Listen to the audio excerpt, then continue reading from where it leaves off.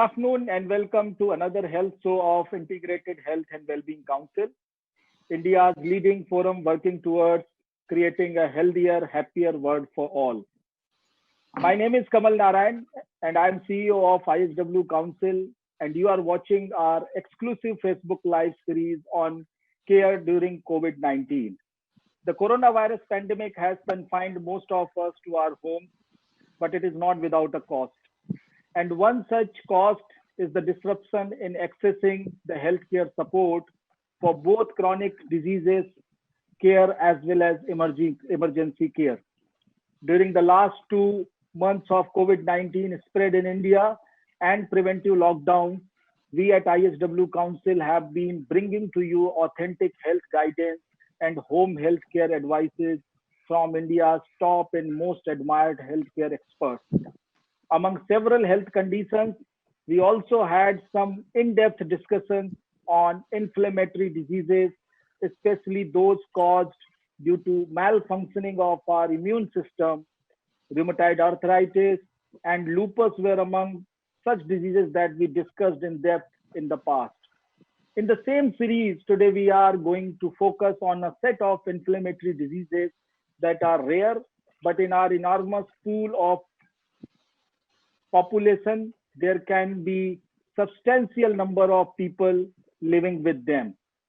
These diseases are called vasculitis, and there are so many of types of them.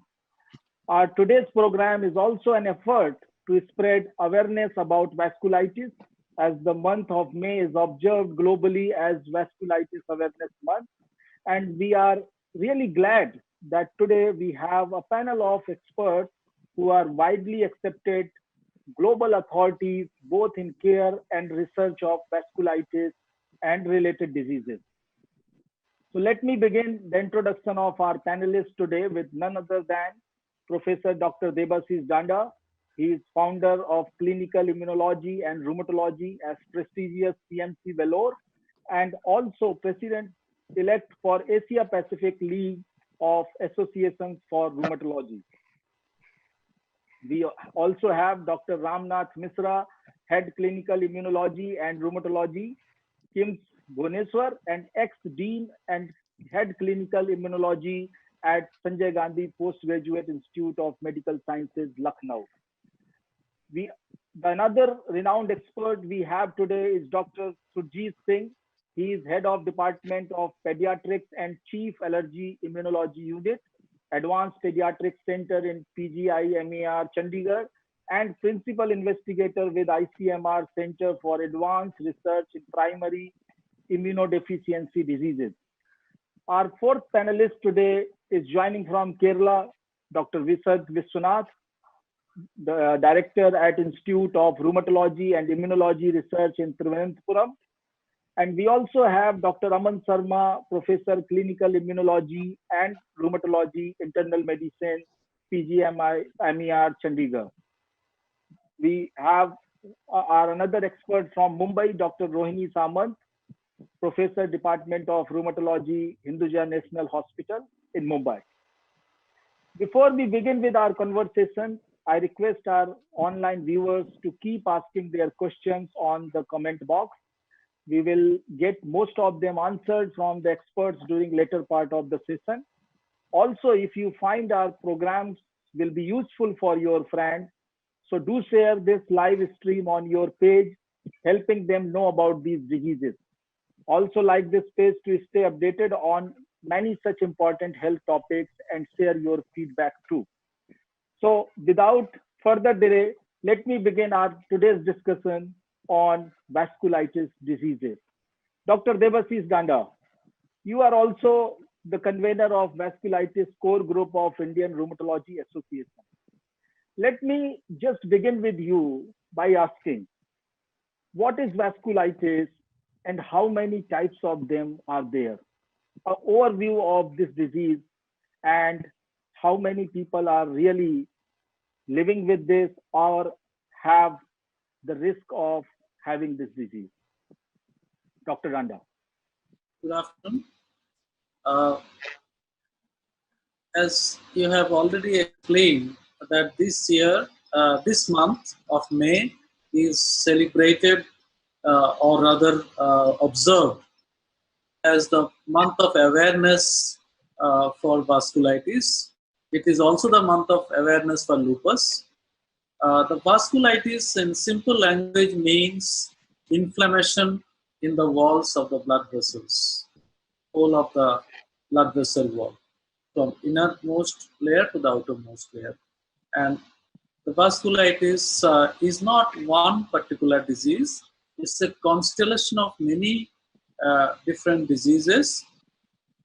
The broadly vasculitis are classified as large vessel, medium vessel, small vessel, variable vessels, and overlaps and miscellaneous types of vasculitis.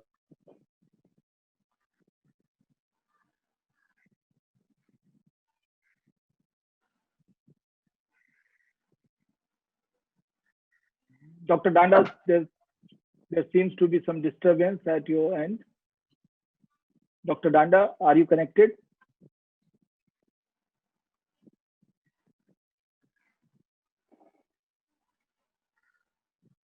There seems to be some connection problem. This is quite rampant these days at a time of online conferences. Let me just by that time take Dr. R.N. Misra for this question. Dr. Misra, you know, if you can pick up from where Dr. Danda left, or give us a overall view about vasculitis. Yeah, good afternoon. Thank you very much. I'm sorry Devashish got disconnected. I will take it from where he left. He was trying to say that there are different varieties of vessels that can be involved. One is the large vessel, one is the medium-sized vessel, one is the small-sized vessel, and one can have a combination of small and medium as well. I must first start the tone saying that vasculitis in general are very rare disease. So you and me are lucky. We don't have vasculitis every day. So it's unfortunate that vasculitis, it can affect children, as Dr. Surjit will tell. It can affect middle-aged person, and it can affect also elderly persons. So no age is immune from it. There are, broadly as we see, there are two types of vasculitis, where the blood vessels are involved because of another disease. And second, when the blood vessels are inflamed, as Devashish told, without any apparent cause. To this entity we call primary vasculitis, and if it is due to another disease such as SLE, which Rohini would be elaborating upon, we call it secondary vasculitis. By and large, secondary vasculitis outnumber those with primary vasculitis. And I would name a few examples of diseases that can cause vasculitis. One is connective tissue disease or autoimmune rheumatic disease like SLE. One can have it because of infection, because of medicine, and because of a malignant condition also. So these are secondary causes of vasculitis. The primary causes, which are rare, they are based on the size of the vessel involved. They have various names. The large vessels, which supplies the major arteries to the brain, to our limbs, they get affected by a disease called Takayasu. There is another disease called giant cell arteritis, which fortunately that is rare in our country. The medium-sized vessels, example of that is polyarteritis nodosa. Many doctors wouldn't have heard the name of it, and truly because the disease is so rare. Many rheumatologists even hardly see 3 or 5 patients in their entire lifetime. The other disease, Dr. Misra, sorry for interruption. We will come back. We would like to understand more about polyarteritis disease, from your side. But in between, let me, get back to Dr. Danda. His connection has been Is he back? Yeah. So let me just take his view also about the vasculitis, overall as a disease, and what are the risk groups for that. You have very well said that's a rare disease. Many of us are not at the risk, but at the same time, rare disease can occur to anyone. So what is that reason for that? Dr. Danda, may I have your opinion on that? Dr. Mishra has already highlighted so far whatever he said. I have nothing more to add to that. Dr. Mishra is also my teacher. So what he said is that truly overall the vasculitis in the population is not that common. But the vasculitic diseases are very severe in nature, and they are some of the most serious illnesses in rheumatology, which can cause life-threatening complications. So that is why it's important to be aware of vasculitic diseases.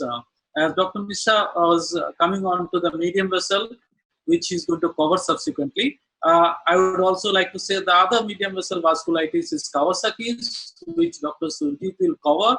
And as Sir said, that there are also overlaps, both medium and small vessel, which are some of the most common illnesses like the ANCA-associated vasculitis, which Dr. Aman is going to cover. And then there are also other non-ANCA small vessel vasculitis. There are also diseases where large, medium, and small all are affected. Even veins are affected. Those are like Behçet syndrome, which Dr. Vishad is going to talk. And there are also several other miscellaneous type of vasculitis. Now, what for the common man or the patients, I must tell you, as Dr. Mishra said, it's very difficult often to diagnose vasculitis because the presentations are quite protean and many of them are very non-specific.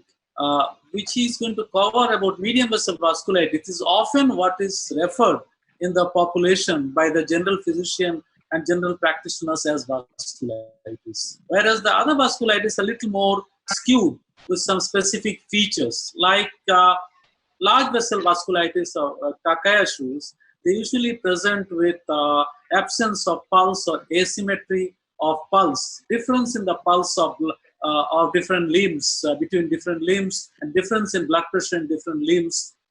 These are the clues which are often, they can go unrecognized if somebody do not feel pulses in all the limbs or blood pressure in more than one limb. So large vessel vasculitis or Takayasu is suspected by that. Medium vessel, as I told, Dr. Mishra will cover and Dr. Surjit will cover the Kawasaki's. The ANCA vasculitis, Dr. Aman will cover. But I must tell you that broadly, how a medium vessel vasculitis is suspected by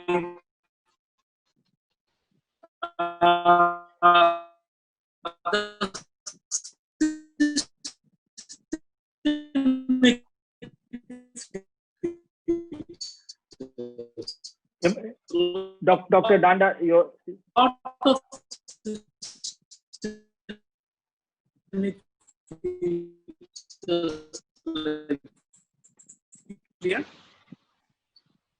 Dr. Danda, we lost you in between. Can you recapture your sentence?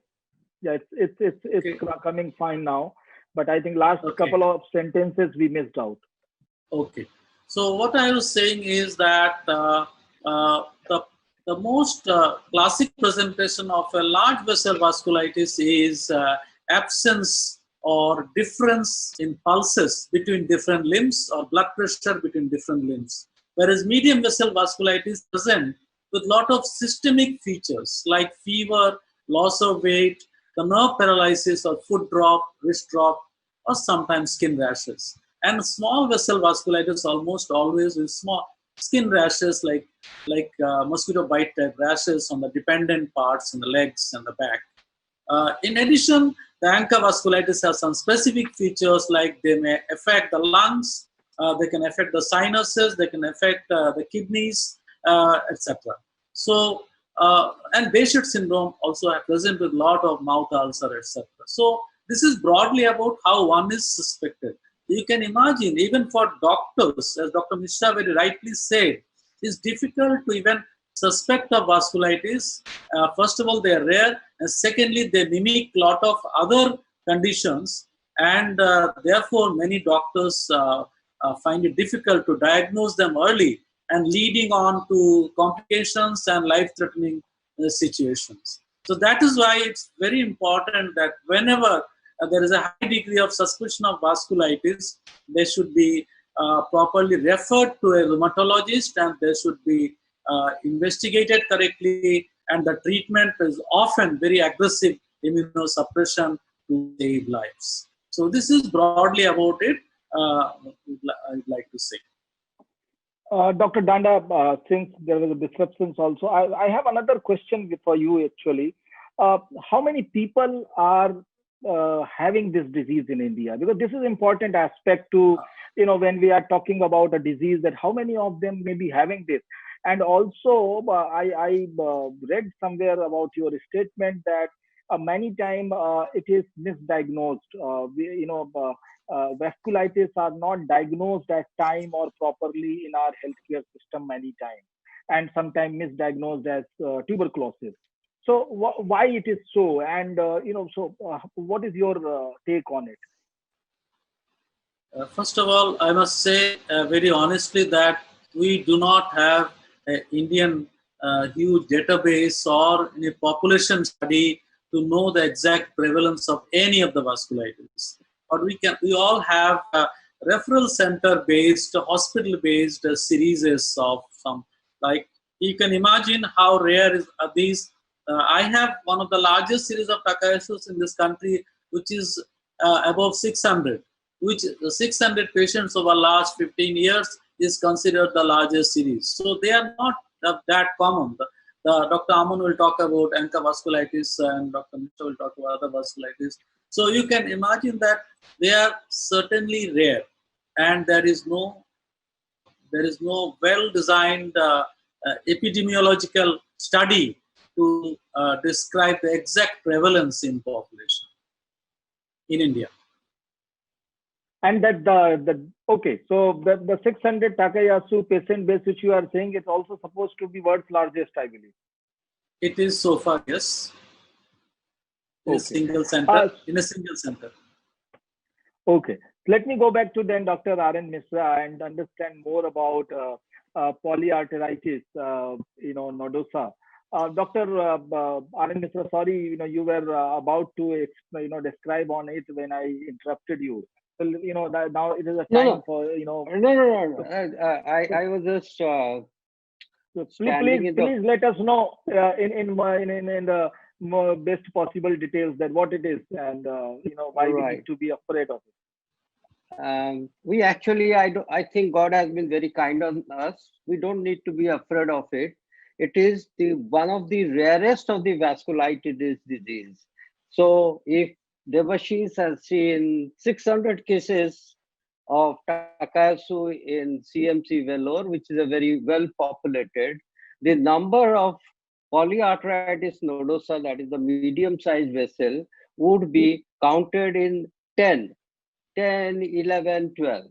So we are damn lucky, I must say, that it's an extremely common disease. And how do patients present? Before that, you asked a question: what is the prevalence or the occurrence of this disease in a community? I mean, we haven't, as Debashis said, we haven't had any epidemiologic studies. We are too bogged down by infectious disease like TB and diarrhea in our community, rather than counting how many vasculitis cases we have. In countries that they have done, like the Scandinavian countries or the England or European countries, per 1 million there are 20 cases of all vasculitis. You can imagine 1 million is about 10 lakh. For 10 lakh, there will be 20 people. of all vasculitis. So it's very rare disease. And I must thank you that you have chosen us to talk on a very rare disease. Normally, not many CME programs are there on vasculitis because not many doctors even see it. Coming back to polyarteritis nodosa, as Devashish said, you may remember that patients present with fever. They're young patients, about middle-aged patients with fever, weight loss, and obviously in our country, the fever cause is not known. I mean, it's not because of TB or other disease. And then dreadful things happen to them. And dreadful thing is that they could have blood pressure in young age, and sometimes more sinister thing happens, that is one wrist or one foot drops. That means it gets paralyzed. The wrist or the foot gets paralyzed, and then one can also have skin grasses. It's there are no diagnostic tests for it, no blood test one can do to make a diagnosis, but one has to be resorting to many invasive tests. That means poking the patient. You have to do biopsy of the testes, biopsy of the sural nerves if someone had foot drop, and sometimes one has to do imaging of the abdomen because the intestine, they can have infarct, they can be dead. So matlab, if I summarize in Hindi, it would be a बड़ा खतरनाक बीमारी है. Fever और weight loss, वजन घट जाएगा और धीरे धीरे कभी ना कभी कुछ स्किन रैशेस होगी और फुट ड्रॉप होगी. मतलब फुट ड्रॉप, रिस्ट ड्रॉप हो जाएगी, ये हाथ ऐसे ऊपर नहीं उठेगा. और पेन हो सकता है पेट में, और टट्टी में खून आएगा. एंड उसका डायग्नोस्टिक टेस्ट हम लोग जब मैनेज करते हैं, पसीना पसीना छूट जाता है इसको डायग्नोसिस करने में, क्योंकि कहाँ से करे, बायोप्सी करे, एक्सरे करे, या एक सिटी एंजियोग्राफी करना पड़ेगा देखने के लिए. मैंने तो जितना सिटी एंजियोग्राफी किया है, कभी एक में वो जो टेक्स्ट बुक में जो रीजन है वो नहीं दिखा मेरे को.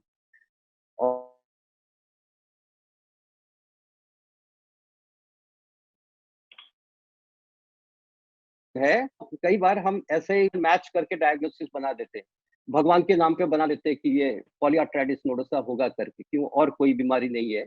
और इसका ट्रीटमेंट जो है वो भी खतरनाक है.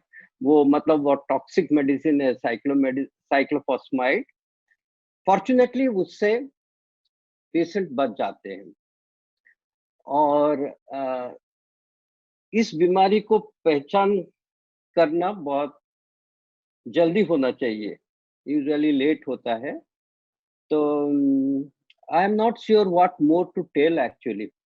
I mean, if it is directed to a patient group, what more I need to say? Because there is no blood test, you have to resort to invasive test.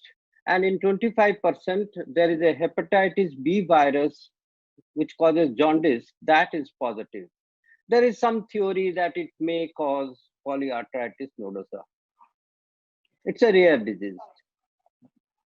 Doctor, आपने एक interesting बात बोली कि इसका जल्दी से जल्दी जो है परीक्षण होना जाना चाहिए या पता लगा लिया जाना चाहिए कि ये डिजीज है. ये क्या पेशेंट खुद भी पता लगा सकता है विद द सिम्टम्स जो आपने बताए? नहीं, पेशेंट या उनकी physician, family physician, even medicine specialist को ये तो पेशेंट तो खुद ही नहीं पता पाएगा. पेशेंट इतना बीमार होगा तो खुद ही नहीं बता पाएगा. पर रिमेटोलॉजिस्ट को अगर उनका फैमिली फिजिशियन रेफर कर दे तो मान लीजिए कि आधे सक्सेस तो मिल ही गया. क्योंकि अगर इसका डायग्नोसिस नहीं हुआ, ये फेटल डिजीज है, मतलब जिंदगी भी जा सकता है. तो इसीलिए वो रेयर है, पर इसका डायग्नोसिस सही होना चाहिए और थोड़ा जल्दी होना चाहिए, नहीं तो एक एक करके। हाँ जी, समय पर फिजिशियन को उसे रूमेटोलॉजिस्ट को रेफर करना जरूरी है। और हाँ जी, इसके लिए ये जरूरी है कि फिजिशियन को भी पता हो कि ये ऐसी डिजीज हो सकती है। हाँ So I'm sure your community and experts like you are working with the physicians also to early diagnose these kind of rare diseases as well and refer the patient to a specialist on time. Thank you so much, Dr. Misra, for your thank you. description about polyarteritis. I hope it's been useful, but Yeah, yes, I certainly. don't And want to say to the oh, patient community about this dreadful disease. thank you so much. Let me go to now something which is more, maybe of more concern because it is related to children. And so let me go to Dr. Surjit Singh and Dr. Surjit Singh about this Kawasaki disease. What is it? Uh, and what parents should be aware about it. Yeah, so Kawasaki disease is also a medium vessel vasculitis like polyarteritis nodosa, but there are many differences. For one, this occurs almost exclusively in children and in very young children usually. Majority of children with Kawasaki disease will be below 5 years of age, and a substantial number will be infants, that means below 12 months of age. And that makes it a very challenging disease to diagnose. Unlike all other vasculitic disorders, Kawasaki disease is not rare. It's a rather common condition. How common? It depends on where you are living. In countries like Japan, 1% of all children born in Japan would develop Kawasaki disease before they reach the age of 10. So Japan, with a population of around 130 million, they have around 13,000 new cases of Kawasaki disease every year. So Kawasaki disease is not only the commonest vasculitis in children, but across all ages, if you go by figures, Kawasaki disease is more common than all the other vasculitic disorders combined. In India, now Kawasaki disease is being diagnosed at many centers. Most pediatricians now are well versed with the finer nuances of picking up Kawasaki disease. And at most medical colleges, this disease is no longer missed. The challenge of picking Kawasaki disease is that you have to diagnose the condition in the first 5 to 6 days. Because if you don't make the diagnosis in the first 5 to 6 days, these children go on to develop serious complications related to the coronary arteries. That is, the arteries which supply blood to the heart.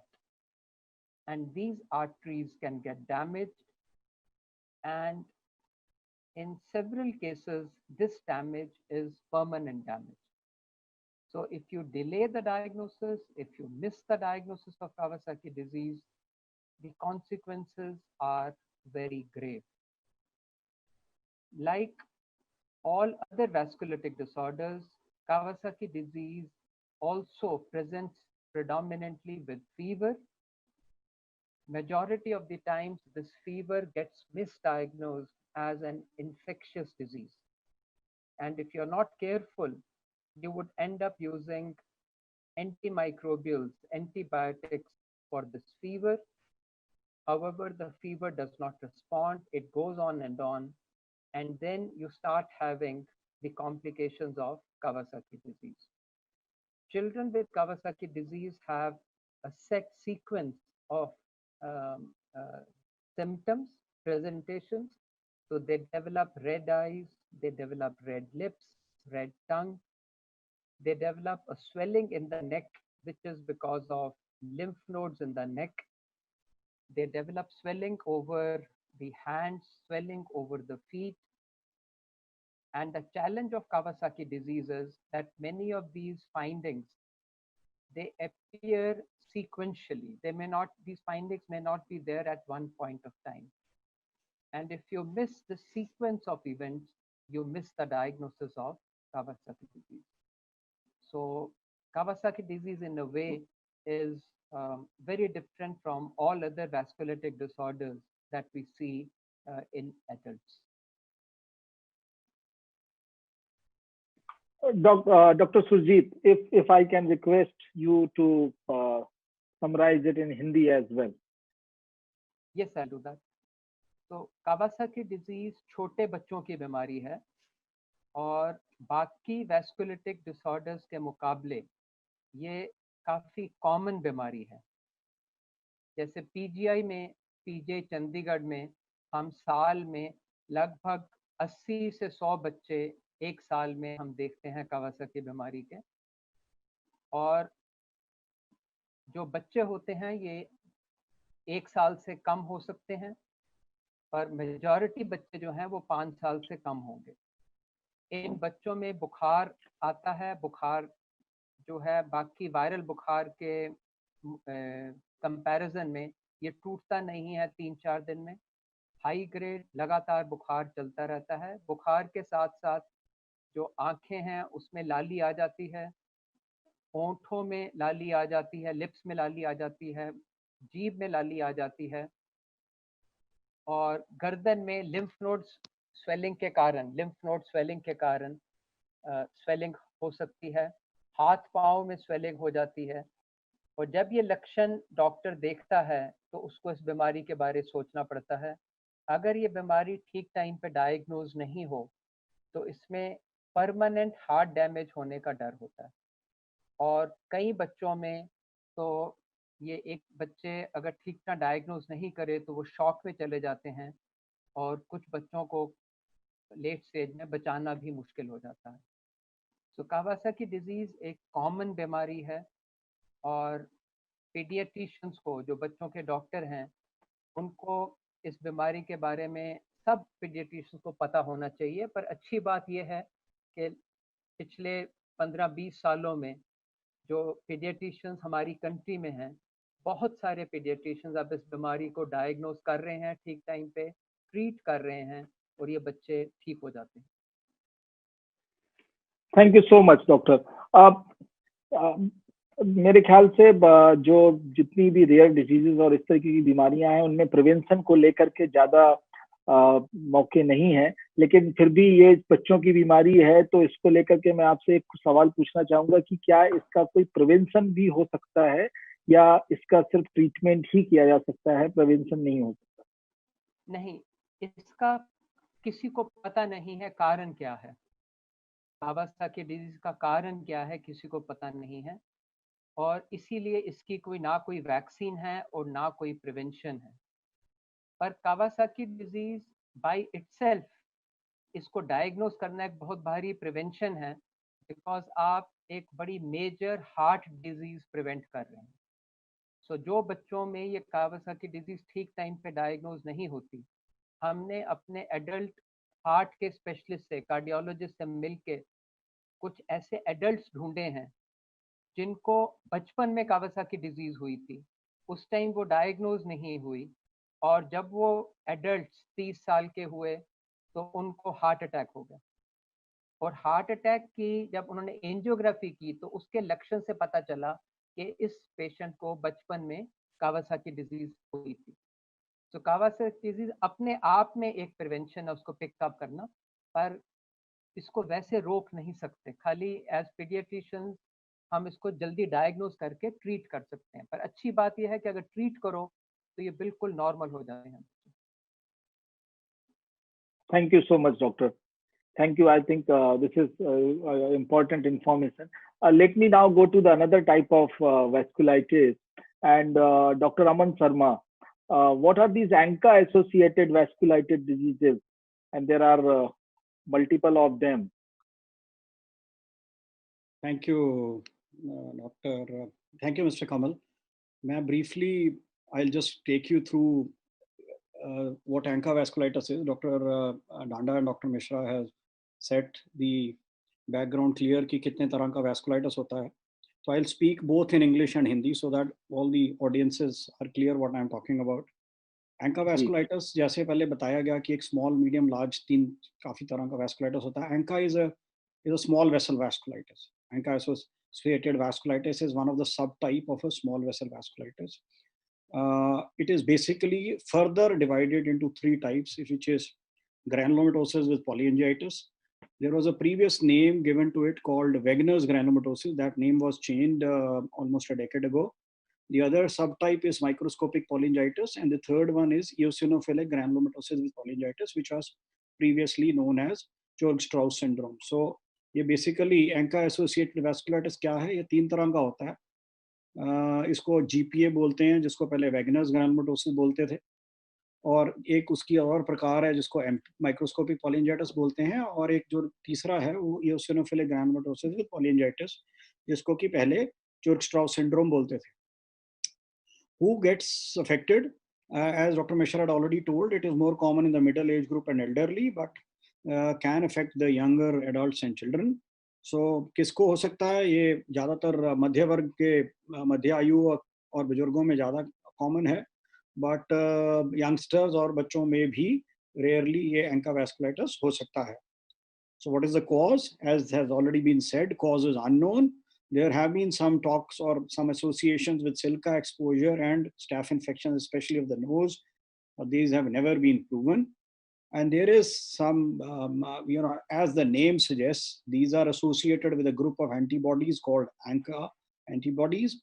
And though they have a role in neutrophil activation, but whether they are truly pathogenic is not really proven. तो क्या कारण रहता है अभी तक हम अनजान हैं. कुछ सिलिका एक्सपोजर और कुछ स्टैफ की एक बैक्टीरिया होता है, उसकी इन्फेक्शन के साथ इसको एसोसिएट किया गया है, बट इसको कभी सिद्ध नहीं कर पाए. और ANCA एक एंटीबॉडी होती है जो कि शायद इसके होने में कुछ रोल प्ले करती है, बट उसका डायरेक्ट एसोसिएशन है बीमारी करने में, वो अभी तक प्रूव नहीं हुआ है. सो अभी कारण ज़्यादा क्लियर नहीं है जैसे कि बताया गया है. What are the different symptoms? ये लक्षण क्या होते हैं? As has been said, it can be a very small skin lesion like this. ये जैसे एक ऊपर उभार है चमड़ी के ऊपर, और it can be a cutaneous infarct, और यहाँ जैसे एक skin dead हो गई है. ये छोटे से ऐसे निशान जिसमें कि skin dead हो रही है, यहाँ पे cutaneous infarcts are there on the ears. And this is more sinister type of, ये एक Wegener's granulomatosis की manifestation मानी जाती है. This eventually turns into a, देखा है कि नोज के ब्रिज के अराउंड यहाँ पे गड्ढा बन जाता है, और ये बहुत ही डिफिकल्ट होता है ट्रीट करना इसको. एक और मरीज है जिसमें कि हम ये देख रहे हैं कि ये स्किन मैनिफेस्टेशन है, जिसको कि हम पायोडर्मा गैंग्रीनोजम बोलते हैं. This is a skin manifestation which is known as pyoderma gangrenosum. This is seen on the face, can be seen on the neck, we see it on the legs also, and you can very well see there is a redness of the eye also in this patient. Another patient, the previous patient was also diagnosed with rheumatoid arthritis, but was eventually, because we took the history of nasal symptoms and all, as Dr. Dhanda said, so we made a diagnosis of Wegener's in this patient. The patient was from Haryana. This was a patient from Chandigarh, again diagnosed as rheumatoid arthritis. Rheumatoid arthritis का diagnosis बनाया गया था, but nasal symptoms and eye involvement and some renal involvement made us believe that this is ANCA-associated vasculitis, and eventually we did a kidney biopsy and proved it is ANCA vasculitis. ये patient भी rheumatoid arthritis का diagnosis बनाया गया था. आंखें लाल थी, जोड़ों में दर्द हो रहा था, थोड़ा सा स्किन रैश था, थोड़ा किडनी की प्रॉब्लम थी. चंडीगढ़ के पेशेंट हैं, और जो कि रूमेटॉइड आर्थराइटिस का लेबल बना था. इसलिए जैसे डॉक्टर मिश्रा बोल रहे थे पहले, ये डायग्नोज बनाने के लिए जो ANCA वैस्कुलाइटिस और ज़्यादातर बाकी सारे वैस्कुलाइटिस हैं, वो एक बड़ी पजल है. जैसे जिक्सॉ पजल होता है जिसमें छोटे छोटे पीसेस मिला के लार्जर पिक्चर क्लियर होती है. अब आप छोटे छोटे क्यूज को मिला के एक वैस्कुलाइटिस का डायग्नोसिस बना सकते हो. The most important message for the physicians and suggestion for patients is if whenever there is a multi system involvement, जब भी कभी भी बहुत एक से ज्यादा सिस्टम इन्वॉल्वमेंट होती है, से फॉर एग्जांपल जो arthritis with kidney involvement, arthritis with nerve involvement, मतलब गठिया हो गया उसमें नर्व डैमेज हो गई, गठिया हो गया तो लंग इन्वॉल्वमेंट हो गई, गठिया हो गया और रीनल फेलियर हो गया, one must think about vasculitis in such scenarios. When the eye involvement becomes severe, you can see this white area has particularly become black. This has also become black, and this has also become black. I've not put pictures where we've seen patients where this ruptures and the iris comes out of it. So ये बिल्कुल जो scleral melt है, sclera melt हो जाता है और कई बार अंदर से आंख का जो हिस्सा है वो बाहर आ जाता है और ग्लोब रप्चर भी हो जाता है. तो ये जो बीमारियां हैं ये ऑर्गन को बहुत बुरे तरीके से नुकसान, ये सारे हमारे अपने पेशेंट्स हैं, बुरे तरीके से नुकसान पहुंचाती है. These damage the organs and even these are life-threatening diseases. So ये अगर आप ध्यान से देखें, ये आंख प्रोप्टोसिस हो रहा है, आंख बाहर की तरफ आ रही है. ये आई सेंटर में मरीज भर्ती था, साथ में रीनल फेलियर जो कि थोड़ा सटल था. This was a patient admitted in ophthalmology because of proptosis, and you can see if you concentrate on the left eye of the patient, there is eye popping out as compared to the right side of the patient. आप देख सकते हैं कि left आई जो है वो right के comparison में बाहर आ रही है. ये भी वेगनस ग्रैनुलोमेटोसिस की पेशेंट थी, आई सेंटर में भर्ती थे, बट स्किन रैशेस थे और किडनी फेलियर था, तो डायग्नोसिस एंका वैस्कुलाइटिस का बना. Other symptoms, when you oral ulcers की बात करी डॉक्टर डांडा ने, जब बहुत सारा बड़ा ulcer, large ulcer, oral ulcers are very common. Most of us have had at some point in time in our lives.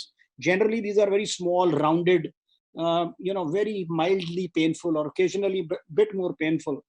But if you see a much bigger ulcer either over the tongue or over the buccal cavity, as if a pound of flesh has been taken away, अगर आप देखें कि बड़ा सारा ulcer है जो टांग के ऊपर और मुंह के अंदर, तो ये वैस्कुलाइटिस को हमेशा डिफरेंशियल डायग्नोसिस में सोचना चाहिए. Another manifestation which is quite suggestive of vaginal granulomatosis is strawberry kind of a gum. अगर आप ये देखें ध्यान से, ये pointed, यहाँ पे जो मैं पॉइंट कर रहा हूँ, ये पॉइंट कर रहा हूँ, इधर भी पॉइंट कर रहा हूँ और इवन नीचे भी आप ये ध्यान से देखें अगर, तो ये ऐसा ध्यान प्रतीत होता है जैसे स्ट्रॉबेरी गम्स हैं. तो these strawberry gums are also quite suggestive of vaginal granulomatosis. ये पेशेंट हमारे जूनियर रेजिडेंट ने मेडिसिन ओपीडी में फीवर के साथ आया था और स्ट्रॉबेरी गम्स पकड़ के मेरे पास लाया कि सर ये वेगनस तो नहीं हो सकता. This patient is now in Germany doing very well, had early renal failure. ये उतनी भी बीमारियां अनकॉमन नहीं हैं जितनी हम समझते हैं कि ये हैं. हमारे पास करीब 350-400 मरीज हैं पीजीआई में, और 100 मरीज मेरे गुरु जो थे डॉक्टर बामरी उनके पास थे जब वो गए ऑस्ट्रेलिया. तो करीब 400-450 मरीज हमने पीजीआई में देखे हैं. So it is not that these are not there or don't exist in our country. Yeah, they are very much there. The only thing is many times they end up late or they end up not being diagnosed and eventually killing the patients in the various healthcare facilities. So इनका इसकी awareness ज़्यादा ज़रूरी है, नहीं तो जान को खतरा हो सकता है. जैसे बताया गया, डॉक्टर डांडा ने बताया कि नेजल सिम्टम्स होते हैं, नाक बंद रहता है, नाक में क्रस्टिंग होती है, नेजल ऑब्स्ट्रक्शन देयर, नाक में से बदबूदार मवाद निकलता है.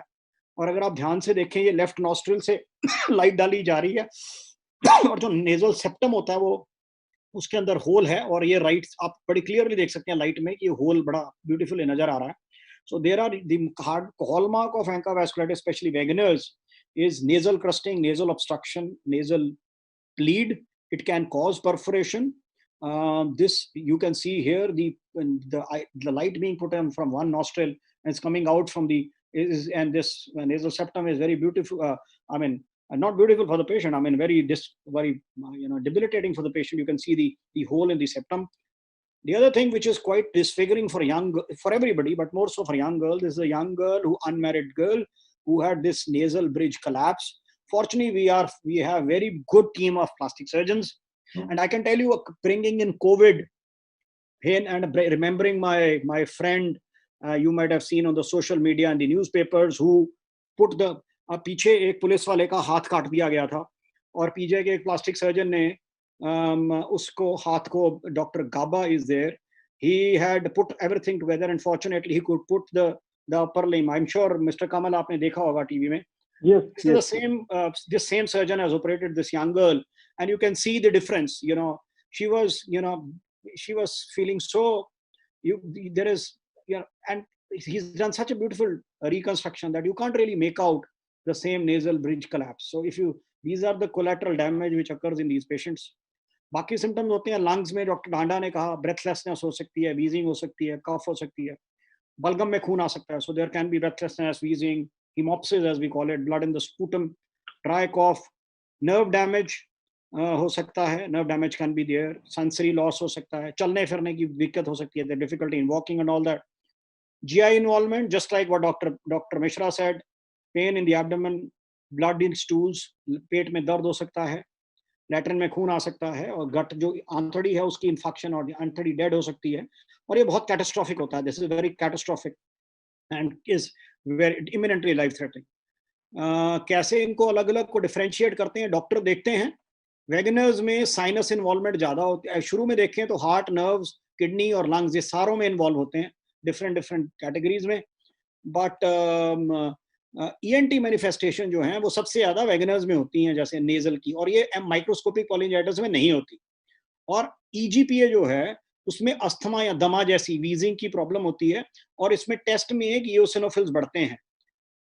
How the diagnosis is established? No single gold standard. A clinician, has already been said, clinician has to look at the signs and symptoms and do a test which we call as ANCA test, which is, there are two subtypes, PR3 or AMPIO, and sometimes biopsy has to be done. So how do we make a diagnosis? स्वर्ण कोई मानक है नहीं है. Sign symptoms या संकेत और लक्षण देखते हैं और ब्लड टेस्ट करते हैं ANCA का. और कई बारी जैसे किडनी इन्वॉल्वमेंट है या स्किन या नर्व इन्वॉल्वमेंट है, या इवन जैसे मैंने बताया था सूडो ट्यूमर लाइक आंख की manifestation, these all biopsies we have done and these are sometimes required. Occasionally the clinical presentation and serology and radiology is suggestive. One may not do a biopsy, especially more so when facilities are not available, but अगर जरूरत पड़े तो ये biopsies की जा सकती हैं. Best ये रहता है कि अगर आसपास कोई सेंटर है जिसको एक्सपर्टीज ज्यादा है, तो ऐसे कॉम्प्लिकेटेड मरीजों को एक वैस्कुलाइटिस सेंटर में भेज देना चाहिए. So what is the treatment? दो फेजेस होते हैं, रिमिशन इंडक्शन और रिमिशन मेंटेनेंस. स्टीरॉयड दिया जाता है हाई डोज में. लोग सोचते हैं कि स्टीरॉयड दे रहे हैं, ज्यादा स्टीरॉयड दे रहे हैं, और my only answer to those patients is that you can't douse a forest fire with a teaspoon of water. When there is a forest fire, and these diseases are like forest fire, so you need some good amount of ammunition in the form of steroids and immunosuppression. Induction phase has higher doses and more potent drugs like cyclophosphamide and rituximab.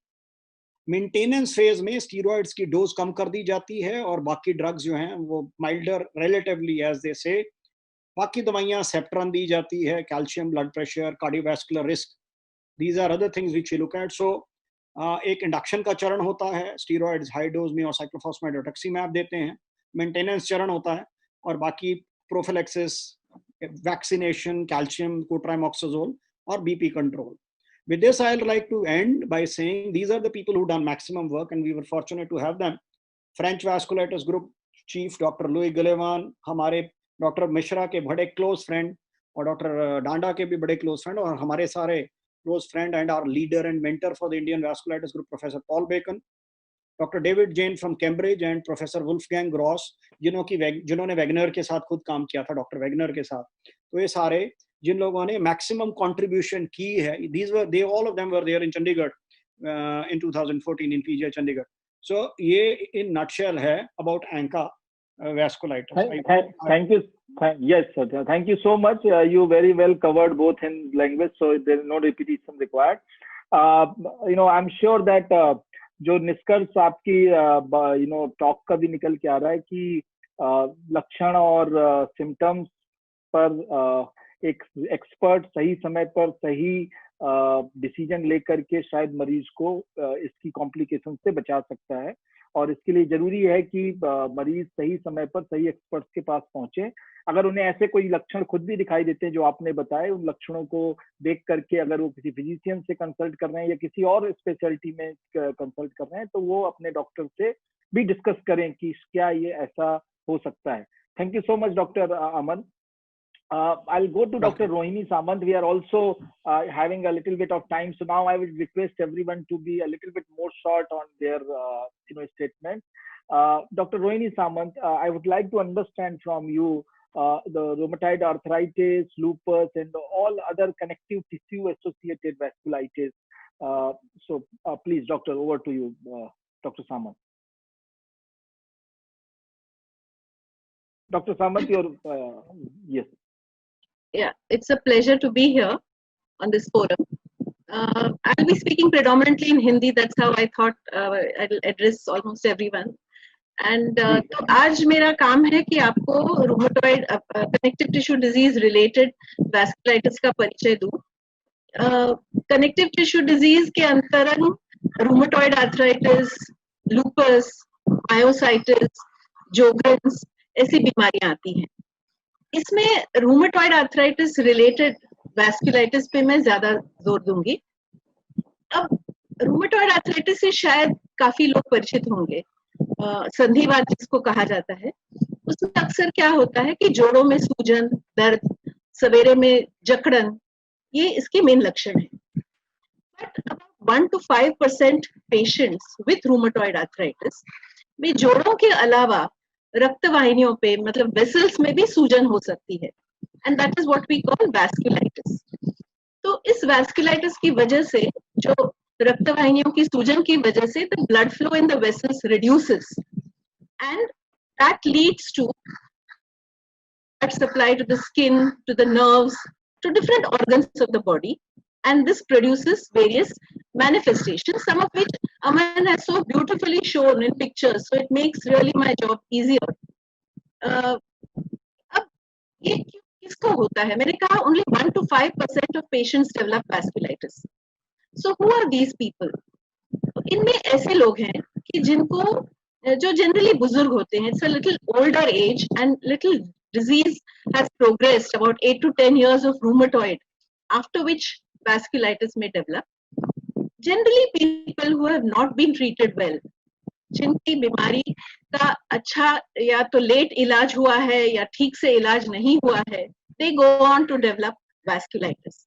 And ironically, मतलब जिस समय vasculitis diagnose होता है, अक्सर joints are not very active, मतलब बहुत ज्यादा painful joints नहीं रहते हैं उस समय. The activity in the joints has gone down and it has got shifted to the vessels. So what are the other reasons why they may develop? People who smoke a lot, people तंबाकू का seven, बीड़ी का seven, plus people who have other vascular disease, जैसे जिसको coronary artery disease है, जिसको peripheral vascular disease है और rheumatoid है, उसको इस तरह का वैस्कुलाइटिस होने की पॉसिबिलिटी ज्यादा होती है. How does this manifest? So as I said, 8-10 साल के रूमेटॉइड जिसका अच्छा इलाज नहीं हुआ है, ऐसे पेशेंट्स में कभी कभी they develop ulcers on the legs. One of the features is ulcers on the legs. जब स्किन में वैस्कुलाइटिस होता है, चमड़ी की वेसल्स इफेक्ट होती है, तो अगर आप देखें कि कोई अल्सर किसी को हुआ है, ऑफन दे से नहीं मुझे कोई शू बाइट हुआ है या मुझे कोई इन्फेक्शन हुआ है, तो एंटीबायोटिक्स का प्रयोग होता है. काफी समय एंटीबायोटिक लेते रहते हैं, लेकिन जब कोई अल्सर हील नहीं होता है, तो ऐसे कॉन्टेक्स्ट में we should consider the possibility of rheumatoid vasculitis.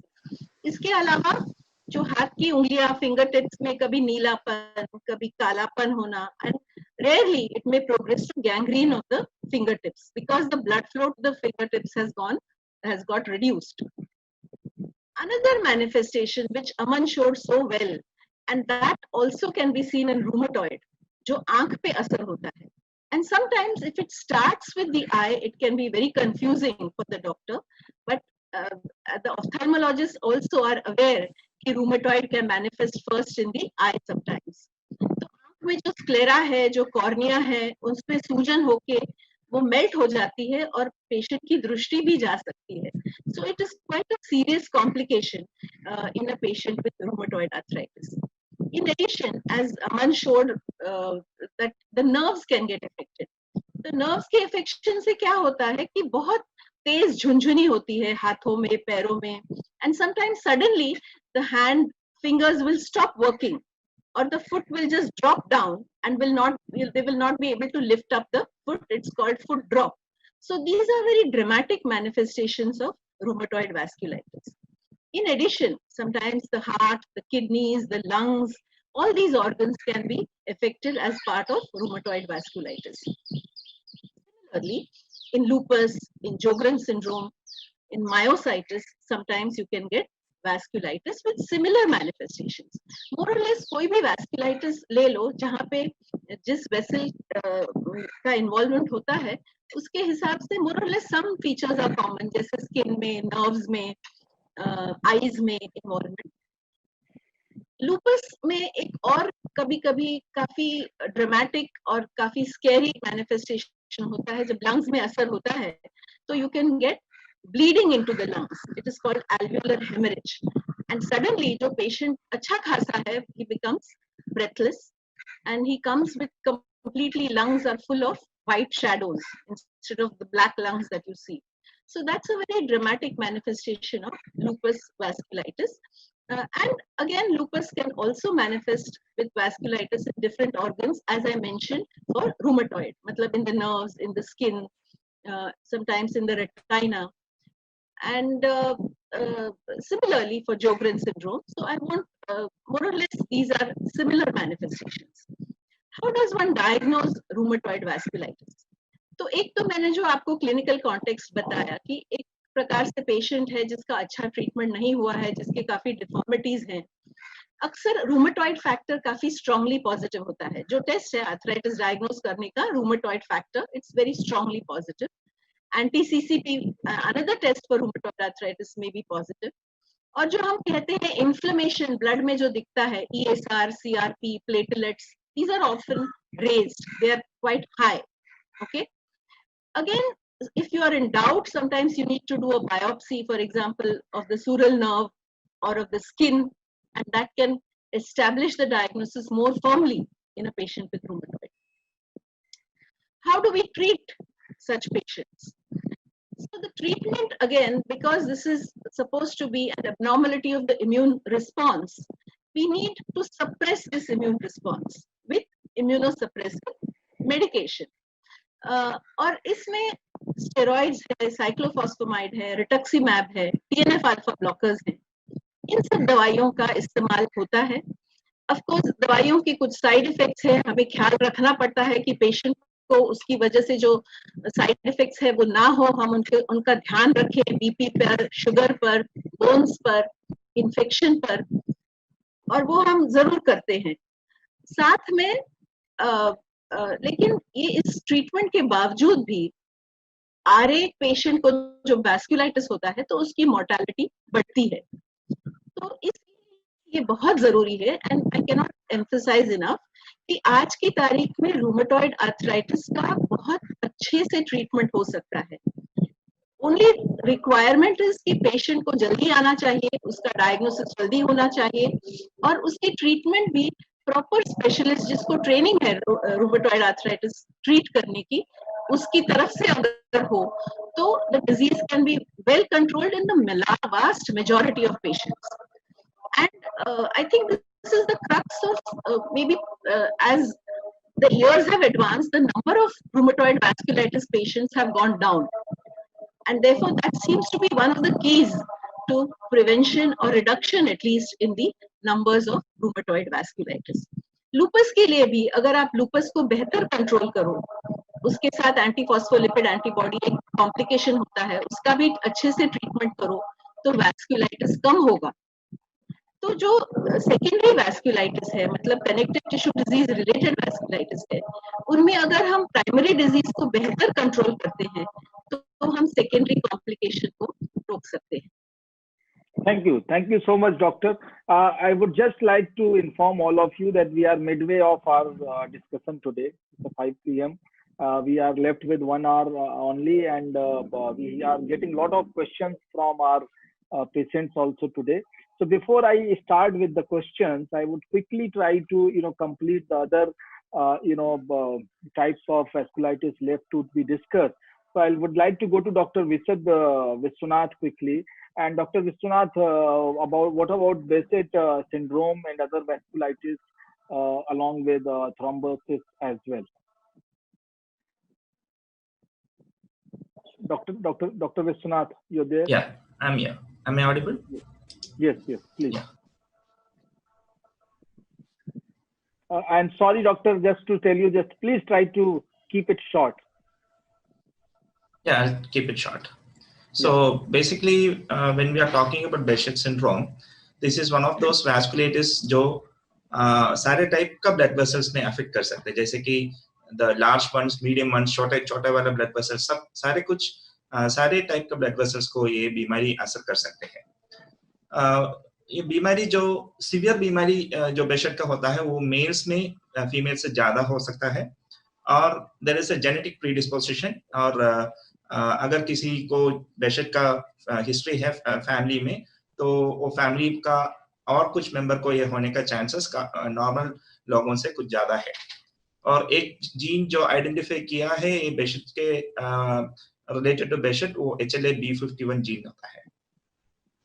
So the classic presentation of Behçet है कि oral और genital ulcers, दो मुंह में गाव हो सकता है, वो गाव काफी छोटे उम्र में शुरू हो सकता है। एक ही टिपिकल गाव ये वाइट बेस का गाव होता है टंग में और मुंह में कहीं पे भी हो सकता है, और ये गाव एक दे सकता है, एक से ज्यादा हो सकता है, और बार बार ये आ सकता है। और मुंह के अलावा जो ऐसा तरफ इसी तरफ का गाव जो हमारे जेनिटल एरिया में भी हो सकता है, जैसे कि जेंट्स में पर्टिकुलरली स्क्रोटल एरिया में और फीमेल्स में लेबियल एरिया में हो सकता है। तो मुंह में और जेनिटल एरिया में बार बार गाव होना ये बीमारी का एक कोर सिम्टम है। ऑलमोस्ट 100% पेशेंट्स जो होता है बेशेट का, उनको ये ओरल का मुंह का गाव रहता है। तो दूसरा प्रॉब्लम जो बेशेट में हो सकता है वो है कि स्किन में इसका असर आ सकता है कि चमड़े में इस लाल टाइप का नोड्यूल्स जो एर्थेमा नोडोसम बोला जाता है, और इस टाइप का मवाद से भरा हुआ छोटा छोटा दाने जो पैपिलोपस्ट्यूल्स हो सकता है, और ये जो लुक्स लाइक एक्नेफॉर्म लीशंस भी हो सकते हैं। तो अलग अलग तरीके का स्किन का प्रॉब्लम भी बेशेट में हो सकता है।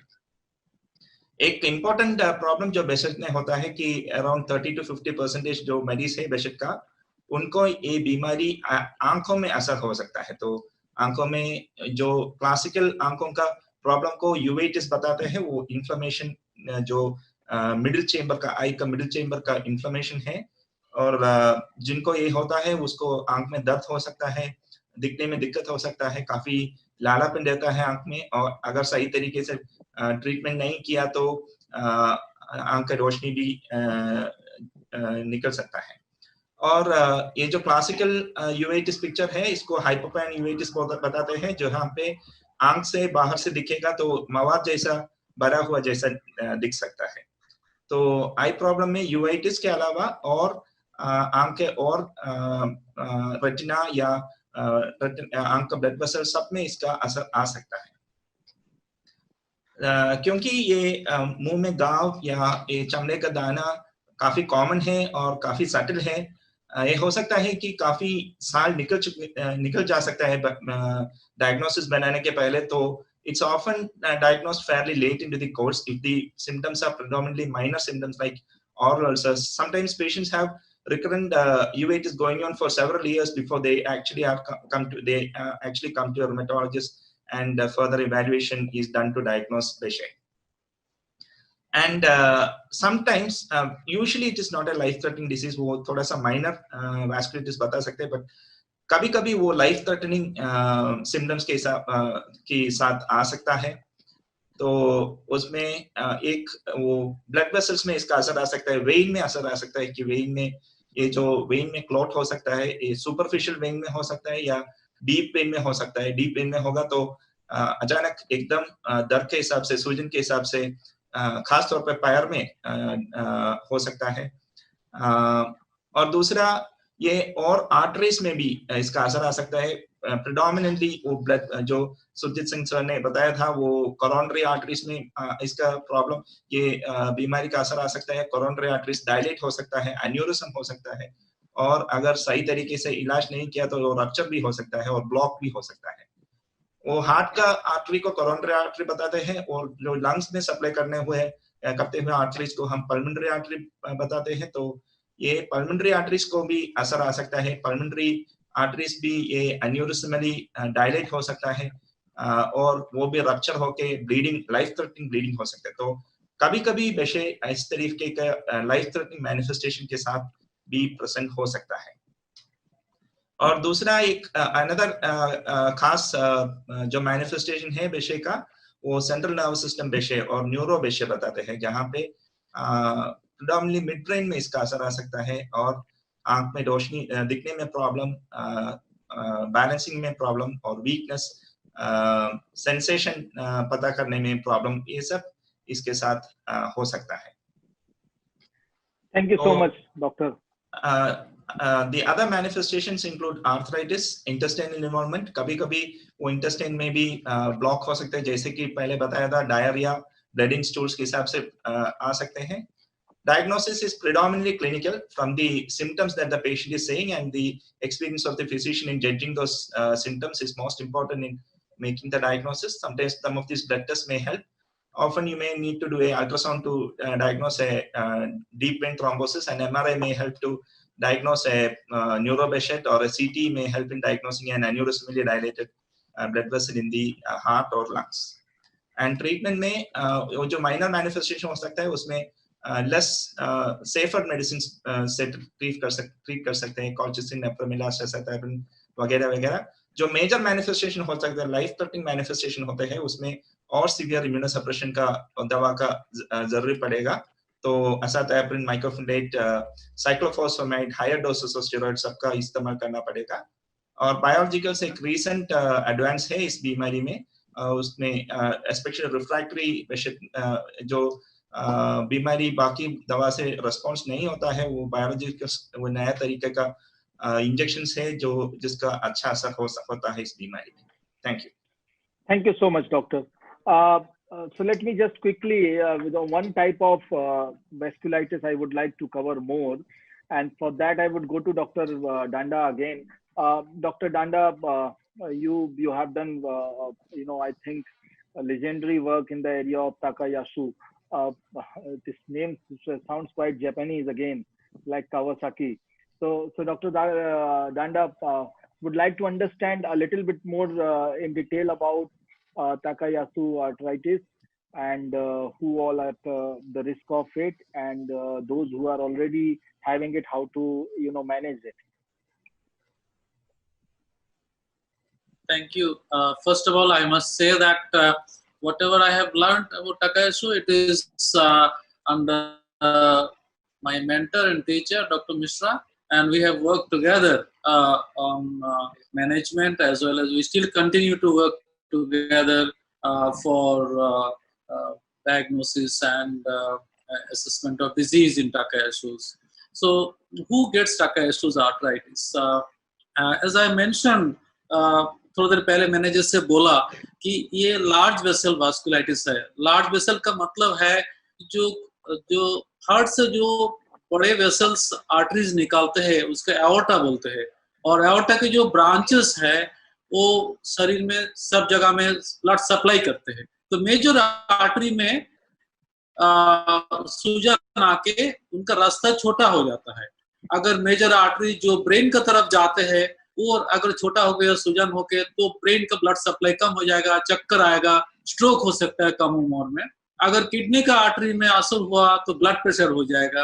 हाथों में पैर में का जो ब्लड सप्लाई वाला आर्टरी छोटा हो जाए तो वहां का पल्स कम फील होगा।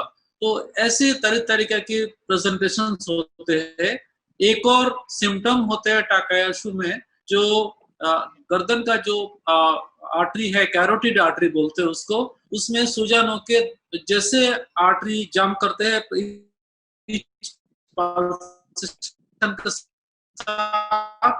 वहां पे उसको कैरोटिड डायनिया बोलते हैं। जैसे कैरोटिड वो पल्सेट करते हैं उस समय वहां पे पेन होता है सूजन का वजह से। एक और थोड़ा बहुत से दर्द होता है। Am I audible? Hello. आपके yeah, there is some disturbance in signal in between, so we are losing one of. Now is it okay? Better, sir. Please continue. Okay. So जैसे आपने बोला कि आर्टरी में सूजन आने की वजह से खून का रास्ता छोटा हो जाता है, उससे पल्स का डिफरेंस होता है, बीपी का डिफरेंस होता है, गर्दन का जो नेक में आर्टरी है वहाँ पेन होता है, और कुछ काम करने से हाथों में दर्द या पैर में दर्द थोड़ा चलने से होता है। ये सब सिम्टम होते, ये बड़ा मुश्किल है किसी के लिए डायग्नोस करना स्ट्रेट अवे। तो सबसे ज्यादा इंपॉर्टेंट क्लू जो होता है 40 साल का उम्र के कम में अगर ब्लड प्रेशर शुरू हो जाता है तो ये एक इम्पॉर्टेंट कारण है। लेकिन उससे सबको डरना नहीं है कि टाकायासु हो जाएगा, क्योंकि हिंदुस्तान में बिलो द एज ऑफ 40 20% लोगों को एसेंशियल हाइपरटेंशन है। तो फिर भी अगर कम उम्र में ब्लड प्रेशर होता है, वो भी गर्ल्स में ज्यादा होते हैं। टाकायासु में अगर 10 मरीज है तो 9 will be girls, 1 will be a boy. So अगर यंग गर्ल में 40 साल की उम्र के नीचे कम उम्र में जनरली 20s में ब्लड प्रेशर हो जाता है और नेक पेन होता है, अगर डॉक्टर ने फील किया चारों तरफ सारे हाथ का पैर का पल्स में डिफरेंस दिखता है या ब्लड प्रेशर में डिफरेंस दिखता है तो टाकायासु एक्सपेक्ट करना चाहिए। इसका एक ही तरीका है जिसको बोलते हैं एंजियोग्राफी। एंजियोग्राफी आपने सुना होगा, हार्ट के लिए होता है। ऐसे पूरा जो आर्टरी है, हार्ट से लेके एकदम पैर तक जो मेजर आर्टरी का ब्रांच है, सब दिखने के लिए टोटल बॉडी का एंजियोग्राफी हो सकता है, जो एमआरआई से हो सकता है और जो आपको सीटी स्कैन से हो सकता है और पेट सीटी एंजियो हो सकता है और कन्वेंशनल एंजियो भी हो सकता है। कभी कभी बाहर के जो मेजर आर्टरी है उसमें हम डॉपलर से भी, अल्ट्रासाउंड से भी कर सकते हैं। तो एंजियोग्राफी करने से हम जो है इसका डायग्नोसिस कंफर्म करते हैं। और टाकायासु का 5 डिफरेंट टाइप्स होते हैं, जहाँ वो टाइप्स अलग अलग टाइप होते हैं कि एओर्टा का शुरू में स्टार्टिंग में अगर इन्वॉल्व है, थोड़ा आगे है, चेस्ट का अंदर जो एओर्टा है उस पार्ट में है, या पेट का अंदर जो एब्डोमिनल एओर्टा है, या पूरा एओर्टा में इफेक्टेड है। उसी हिसाब से इसको टाइप 1 से टाइप 5 तो डिवाइड किया जाता है। और जितना सबसे एक्सटेंसिव टाइप 5 बोलते हैं, और हिंदुस्तान में टाइप 5 टाकायासु सबसे ज्यादा है। और टाकायासु आर्टरी का सब लोग पहले सोचते थे कि ये टीबी है या कुछ सोचते इसका कोई इलाज नहीं है, इसमें ऐसे ही रहने दो, ये तो बर्नट आउट हो गया। बहुत लोग समझते थे ये तो खत्म हो गया, अब उसका इलाज करने से कोई फायदा नहीं है।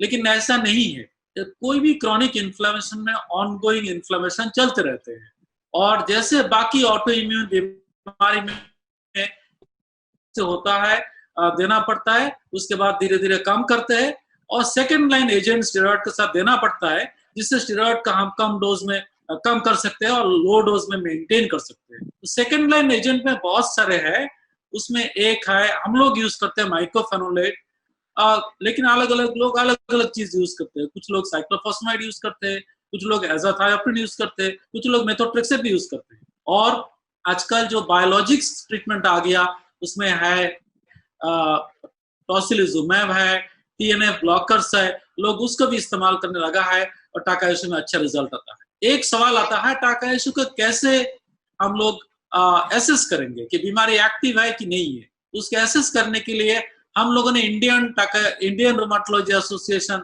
वास्कुलाइटिस ग्रुप ने एक स्कोर बनाया है जिसका नाम आइटस और इंडियन टाकायासु एक्टिविटी स्कोर। तो डॉक्टर मिश्रा, मैं, डॉक्टर पॉल बेकन और बहुत सारे सेंटर्स में इंडिया में मिलकर हम लोगों ने ऑलमोस्ट 5 ईयर का स्टडीज के बाद इसको स्कोर को वैलिडेट किया।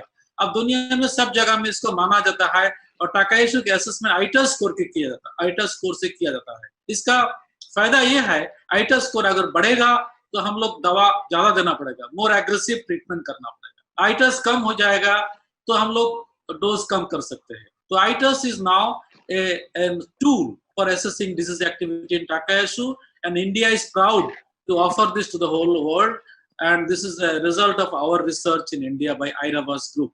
ड्रग्स में हमने बताया आपको, और इसके अलावा कभी कभी क्या होता है कि बीमारी एक्टिव नहीं है लेकिन रास्ता खून का नाली जो छोटा हो गया वो ब्लड सप्लाई जाने नहीं दे रहा है, एकदम स्कार हो चुका है अंदर, उसको क्या किया जाए? उसके लिए इंटरवेंशंस है।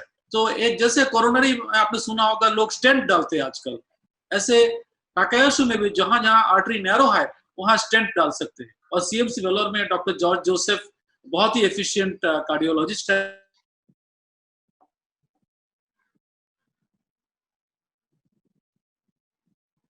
I think we have lost Dr. Danda. So let me now go ahead with the questions because we are also maybe running short of time now. There are a lot of questions.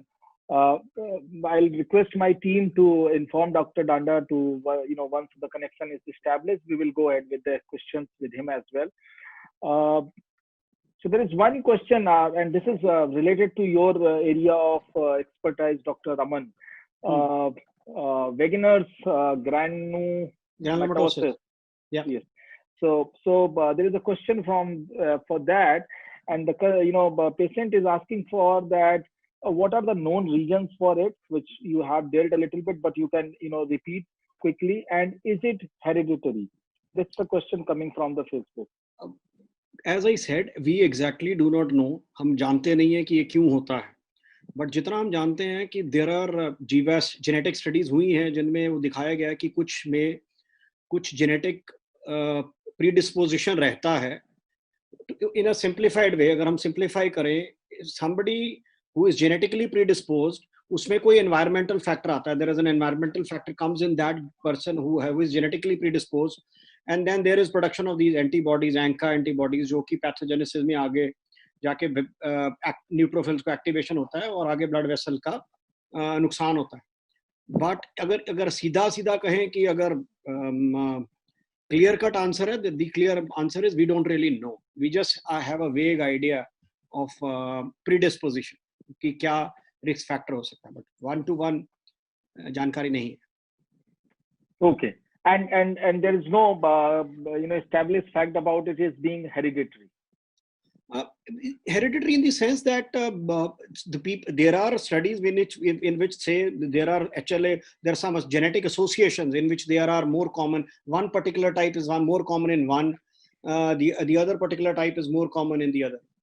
There are also, although I am not aware about hereditary, or we have not seen any this running in the families. We have a large cohort of around 400 odd patients. As I said, I'm yet to see somebody whose family member also had ANCA vasculitis. Although we say when there is autoimmunity, what we have seen is कि किसी को रिश्तेदार को SLE है, उसको ANCA vasculitis हो गया, उसके दूसरे रिश्तेदार को कोई rheumatoid arthritis है. So there are some associations like that, but I have yet to see two family members in the same family having this disease. All right. This would allay the anxiety that the question why these people ask is whether my children will have it or not. I mean, so the answer, so I think, if at all, it is very minuscule that we don't really, not very strong. Not an established fact, and none of such cases seen as of now by you. Am I audible? Yes. Am I audible to you? Yes. Dr. Misra, there is another question which is There was a break in between. Now I can hear you. Yeah. So I'll go to Dr. Misra for another question from Facebook only, and that the question is about again in Takayasu, and as Dr. Danda said, you are also an authority in the Takayasu type of vasculitis. So out of so many patients of Takayasu's arthritis, how many get severe cardiac complications like multiple coronary artery blockage or aortic valve leakage? Sir, your mic is mute, I think.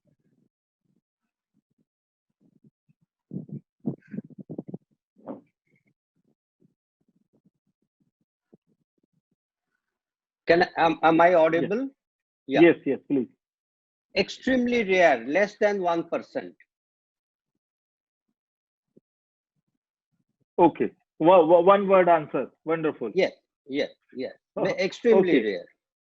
Okay. All right, sir. So the next question I'll take from Facebook, and then I'll take it to Dr. Danda. Dr. Danda, is that possible? The symptoms of TB and vasculitis are same?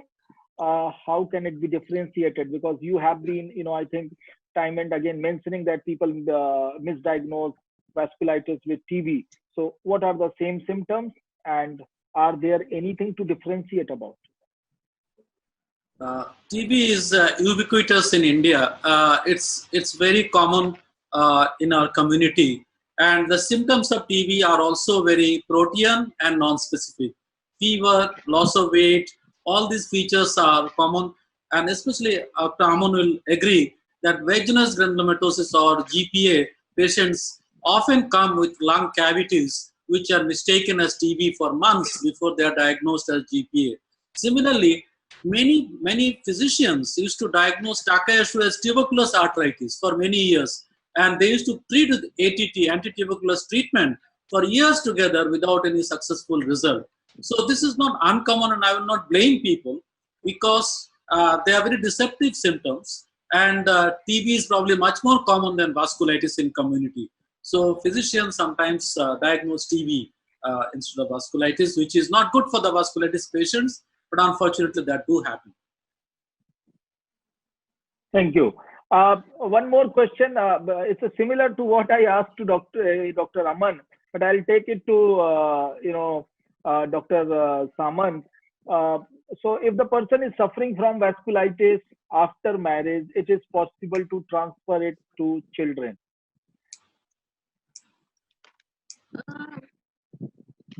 Am I audible or?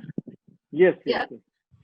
So again, it's not, I mean, many people feel that, during childbirth, something gets transmitted. It's not like that. It's the genetic makeup.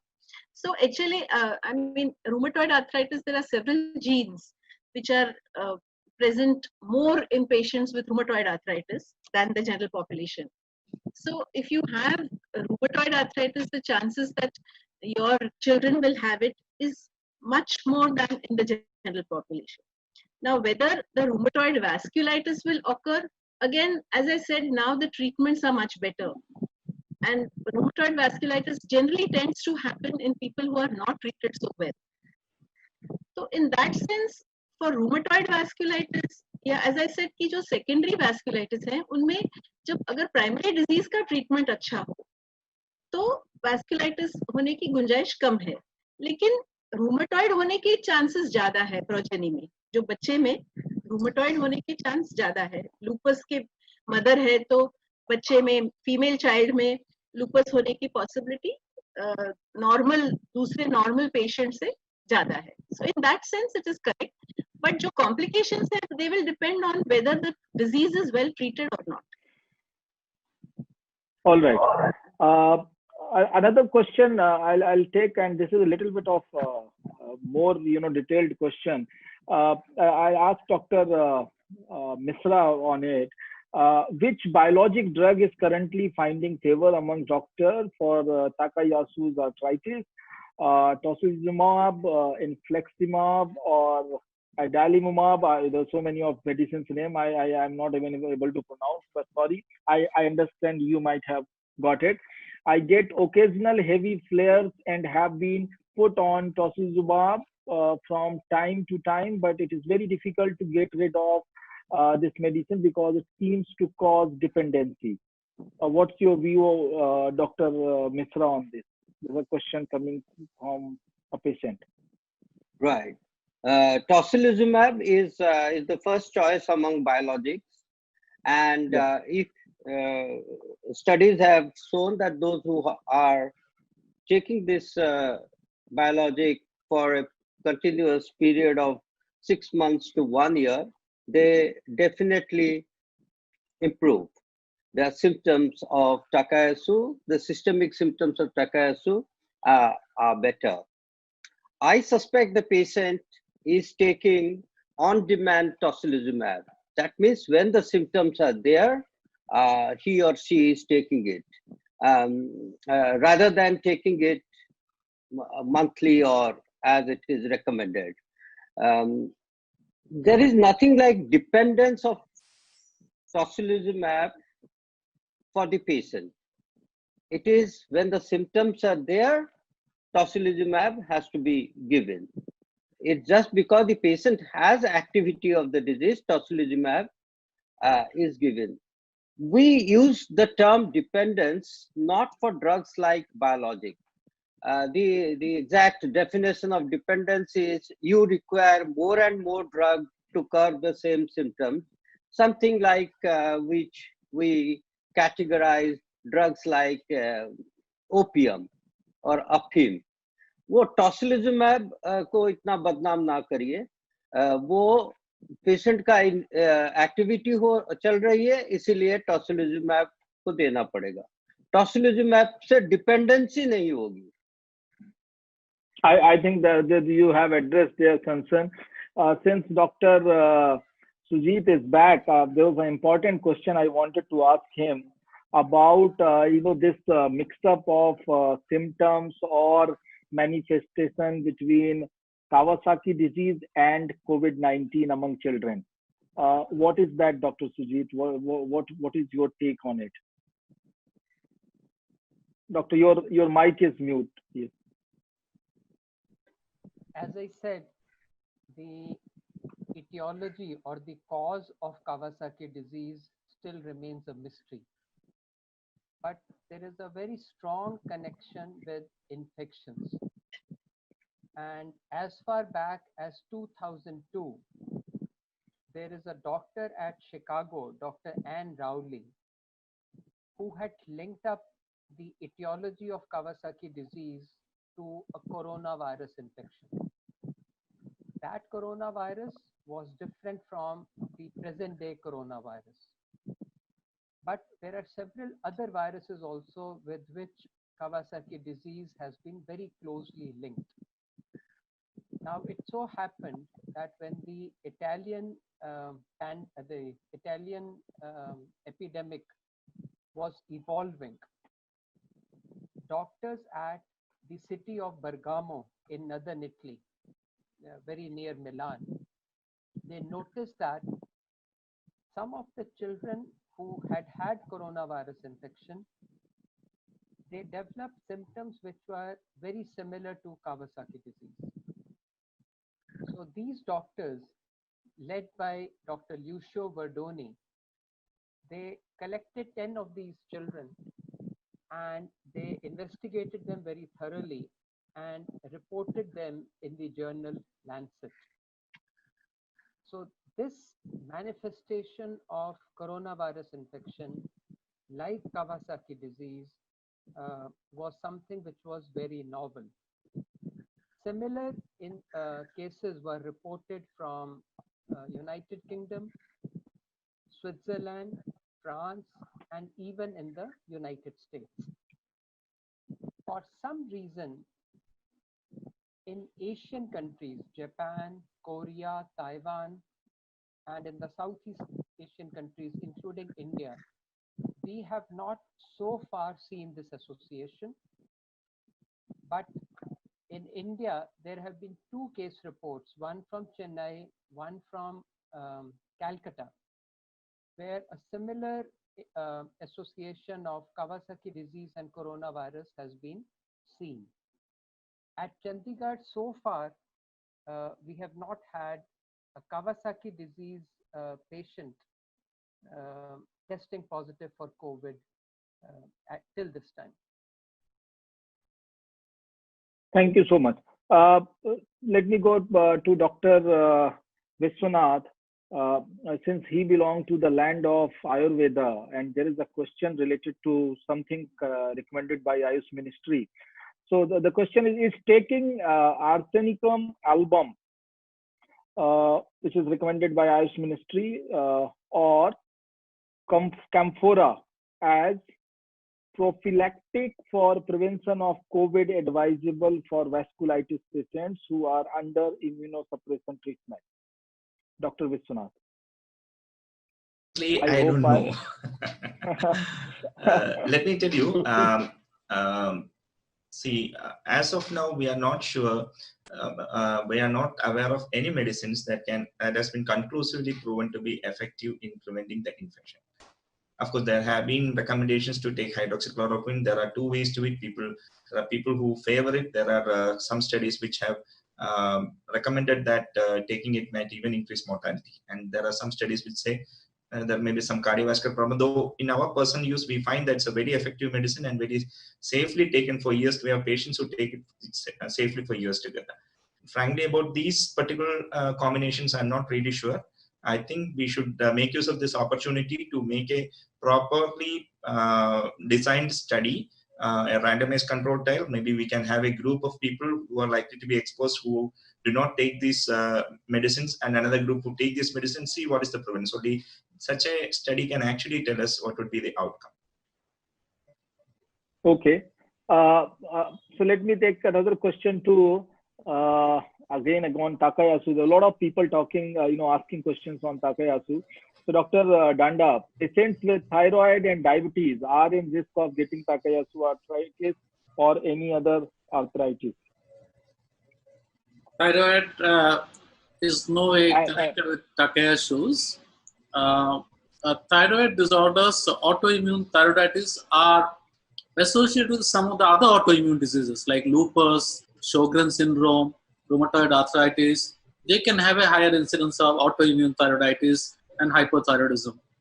As of now, in our series also you have seen the thyroid-related disorders are not found to be higher in patients of Takayasu's, and I do not know of any such association of thyroid disorders with Takayasu's arthritis.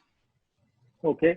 Dr. Samant, there is a question that any supplement that can help boosting immunity, especially considering COVID-19, because this immunosuppression can make people more vulnerable to this infection. So, do you recommend any supplement to boost immunity? I think the common sense immunity boosters are really the most important. Having a healthy diet, a mixed diet with adequate amount of protein, carbohydrates, fats. Vitamin C, vitamin D, I would say is a general recommendation, and it makes sense that we take it. And most of us are vitamin D deficient unless we take supplementation. So in several studies, we have found vitamin D deficiency. So I would say that please take vitamin D on a regular basis, and the common preparations are like 60K units of vitamin D, which can be taken once a week for about 8 weeks and followed by once a month. So vitamin C, zinc, and vitamin D, zinc, and vitamin C is what I would say as supplements. Regarding the homeopath, I would just add a bit, because we had a discussion with our homeopath, and she said that this sort of general medicine is not what homeopathy suggests, but it's more personalized for everyone. So they are also not sure whether this album, the medicine that you mentioned, is really going to be effective. What I can read is Arsenicum album, something like this. They said that they believe in giving specific medicine for every person. So this general sort of arsenical album, they say that it may or may not work, but generally they don't prescribe medicines, the same medicine to everyone in homeopathy. It's more tailored to every person. So that is what was the MD homeopath's comment on that. Thank you, Doctor. Dr. Aman, one more question for you. It's related to GPA. What all prevention measures one must take for COVID-19, especially for GPA patients?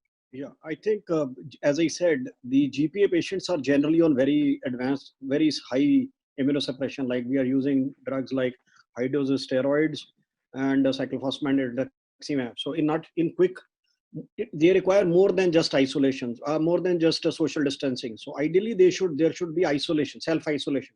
So they have to isolate themselves from the outer world, because if you look at the BSR and other recommendations, in quick answer, you're looking for quick answers. Quick answer is isolation, taking the drugs properly, but at the same time not stopping.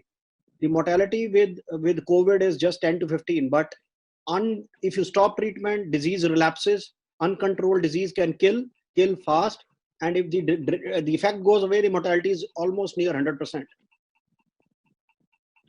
Thank you. One more question, it's a little lengthy question. I'll read it out, and I request maybe Dr. Misra to answer it. Patients with Takayasu arthritis PET scan has never been effective because we have never seen active fluorodeoxyglucose uptake in the scans. The only way we are able to detect the flares is through flare symptoms and corresponding higher reading of CRP and any symptoms caused by narrowing of arteries, what would the experts suggest as effective monitoring and treatment plan for such situations? I think the whole diagnosis has been given here. Well, is it a question from a doctor or a patient? I don't know. It came from Facebook. Seems like a doctor or maybe a. I would be actually stunned if it was from a patient who is so informed. Of course, nowadays many anchors like you and patients, they pose such questions that I find difficulty as to who is the doctor, I or the one who is asking the question. The answer is if he is a physician, you don't need a PET-CT to diagnose Takayasu activity. As Devashish said, you use ITAS score, the Indian Takayasu activity score, which has inbuilt CRP and ESR, the lab marker for inflammation, and signs and symptoms of activity. The PET-CT, if he is a physician, is useful in patients who just presents with fever in a pre-obstructive phase. Some of the patients present with fever, so we don't know what is going on. And then the PET-CT is helpful to localizing that vascular inflammation or high uptake of glucose is being done at the vessels which are involved in Takayasu. So PET-CT is not a good diagnostic a test for ascertaining activity. Sometimes remodeled vessels can also take up glucose. A vessel which is getting remodeled, that can take up. I hope I am satisfied. I hope the physician is satisfied. I hope it's the same, sir. But it is up. The question whomsoever has given, I am sure he would have got the answer. If you are going to ask me a similar question, I have to refer to my books and the references for it. No, may not be needed now. So now there are some more questions. So I will try to put them in a bucket and try to, because many of the questions are coming from the preventions and the precautions and also how to kind of manage the disease during the COVID situation. So I'll begin with Dr. Surjit here, and would like to understand for many parents who are watching it, whether they have Kawasaki disease patients at home or not, or maybe they their children maybe also they will be concerned about their well-being and kind of protection from COVID-19 infection. So Dr. Surjit, your closing remark about what patients or parents should do about Kawasaki disease as well as in general protection of children from COVID-19. No, there is no need to be panicking about either Kawasaki disease or COVID-19 infection, especially in children, because children seem to have a very mild infection with COVID-19, and whatever few patients we have seen at Chandigarh, the children have recovered quite easily. Kawasaki disease, even without COVID-19, needs proper diagnosis, prompt diagnosis and treatment.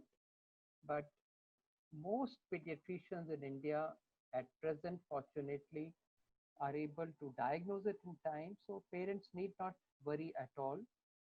If the fever persists beyond 3 to 4 days, what they need to do is consult a pediatrician, and he or she will be able to diagnose Kawasaki disease and offer them appropriate advice.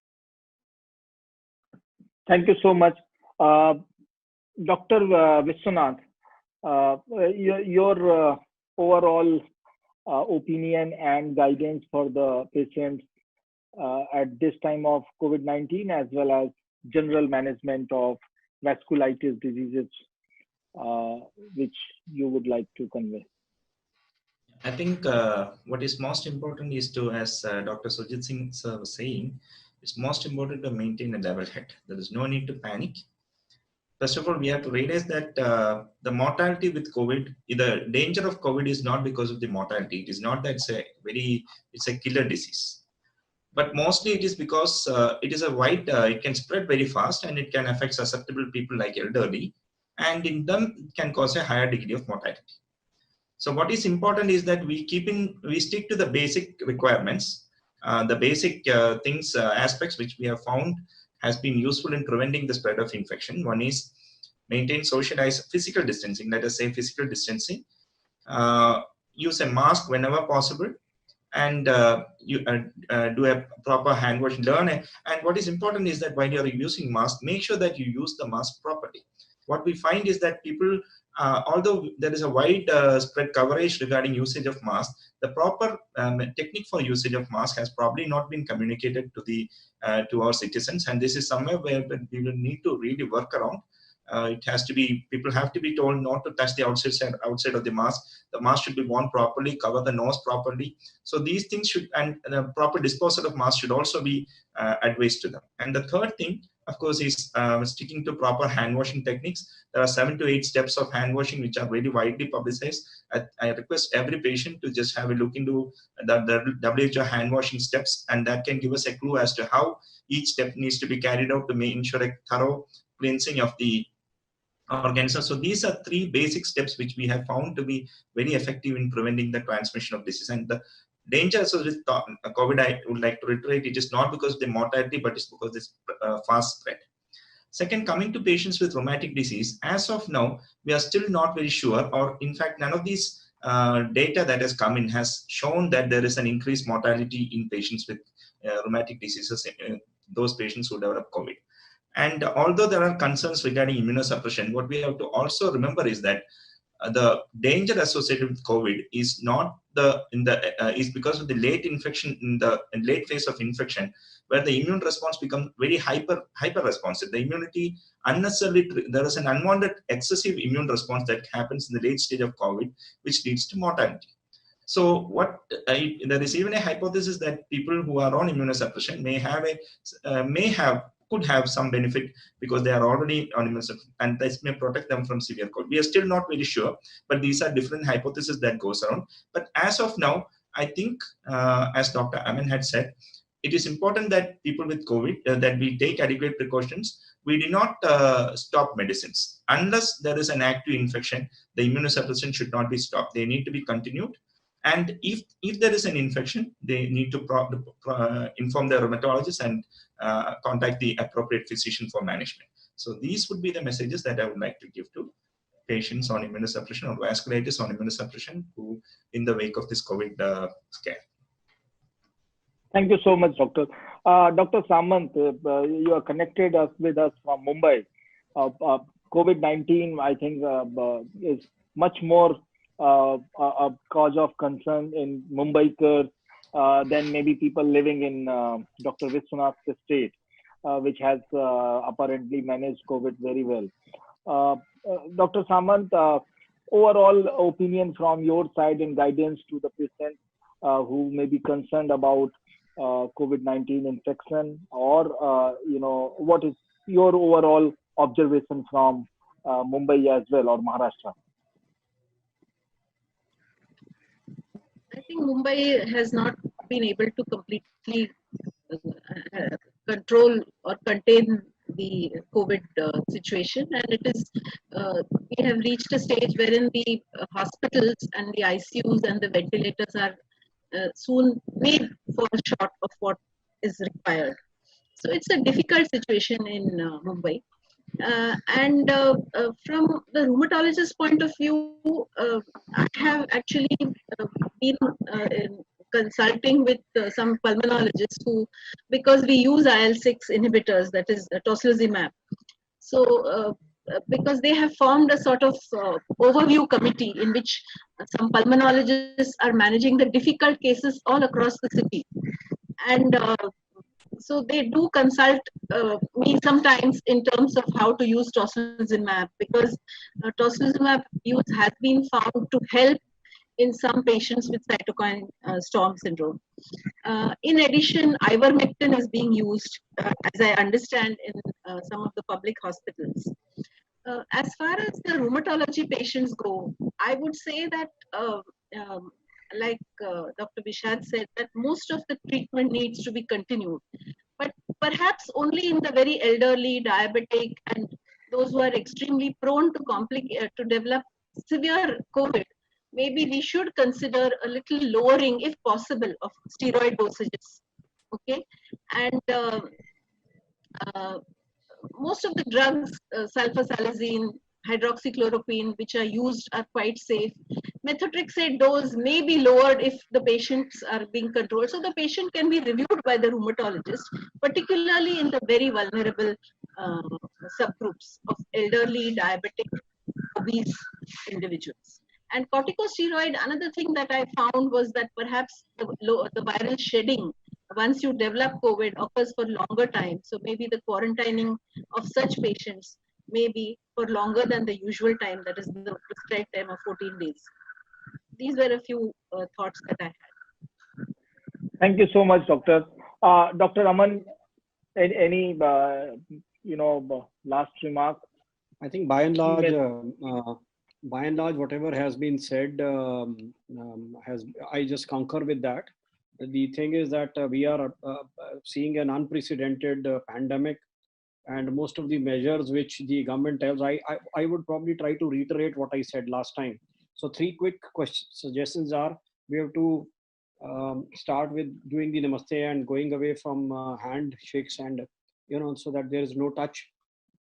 Maintain, as Vishad said, safe distancing, and the challenge will increase in the coming days when the blockage and all that, the lockdown will be lifted most of the areas. That time it is our social responsibility. You have to come through as a good citizen and as a good human being, because you are not only putting your life at risk, but you might be putting the life of many others. I was reading somewhere that one person can infect up to 100 people.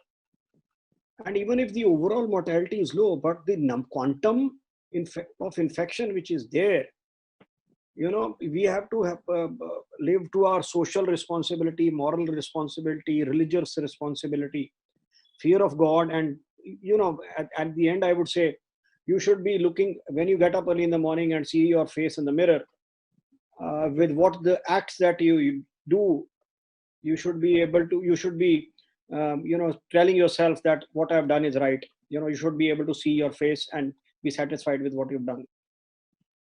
Thank you. Dr. Misra. I've been through some webinars, and the usual question these days I'm kind of bombarded with is that what I can do to booster my immunity.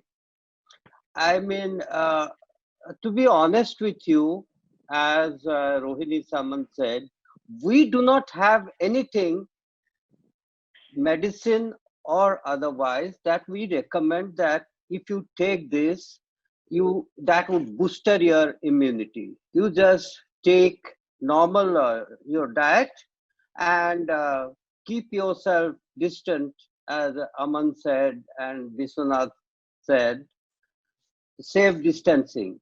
Other than that, I think there is a lot of these desi ilaj, and I have been forced also to drink milk with haldi, and many things other people ask, and that is a very common question whenever I am on TV or a webinar, what I can do to booster my immunity.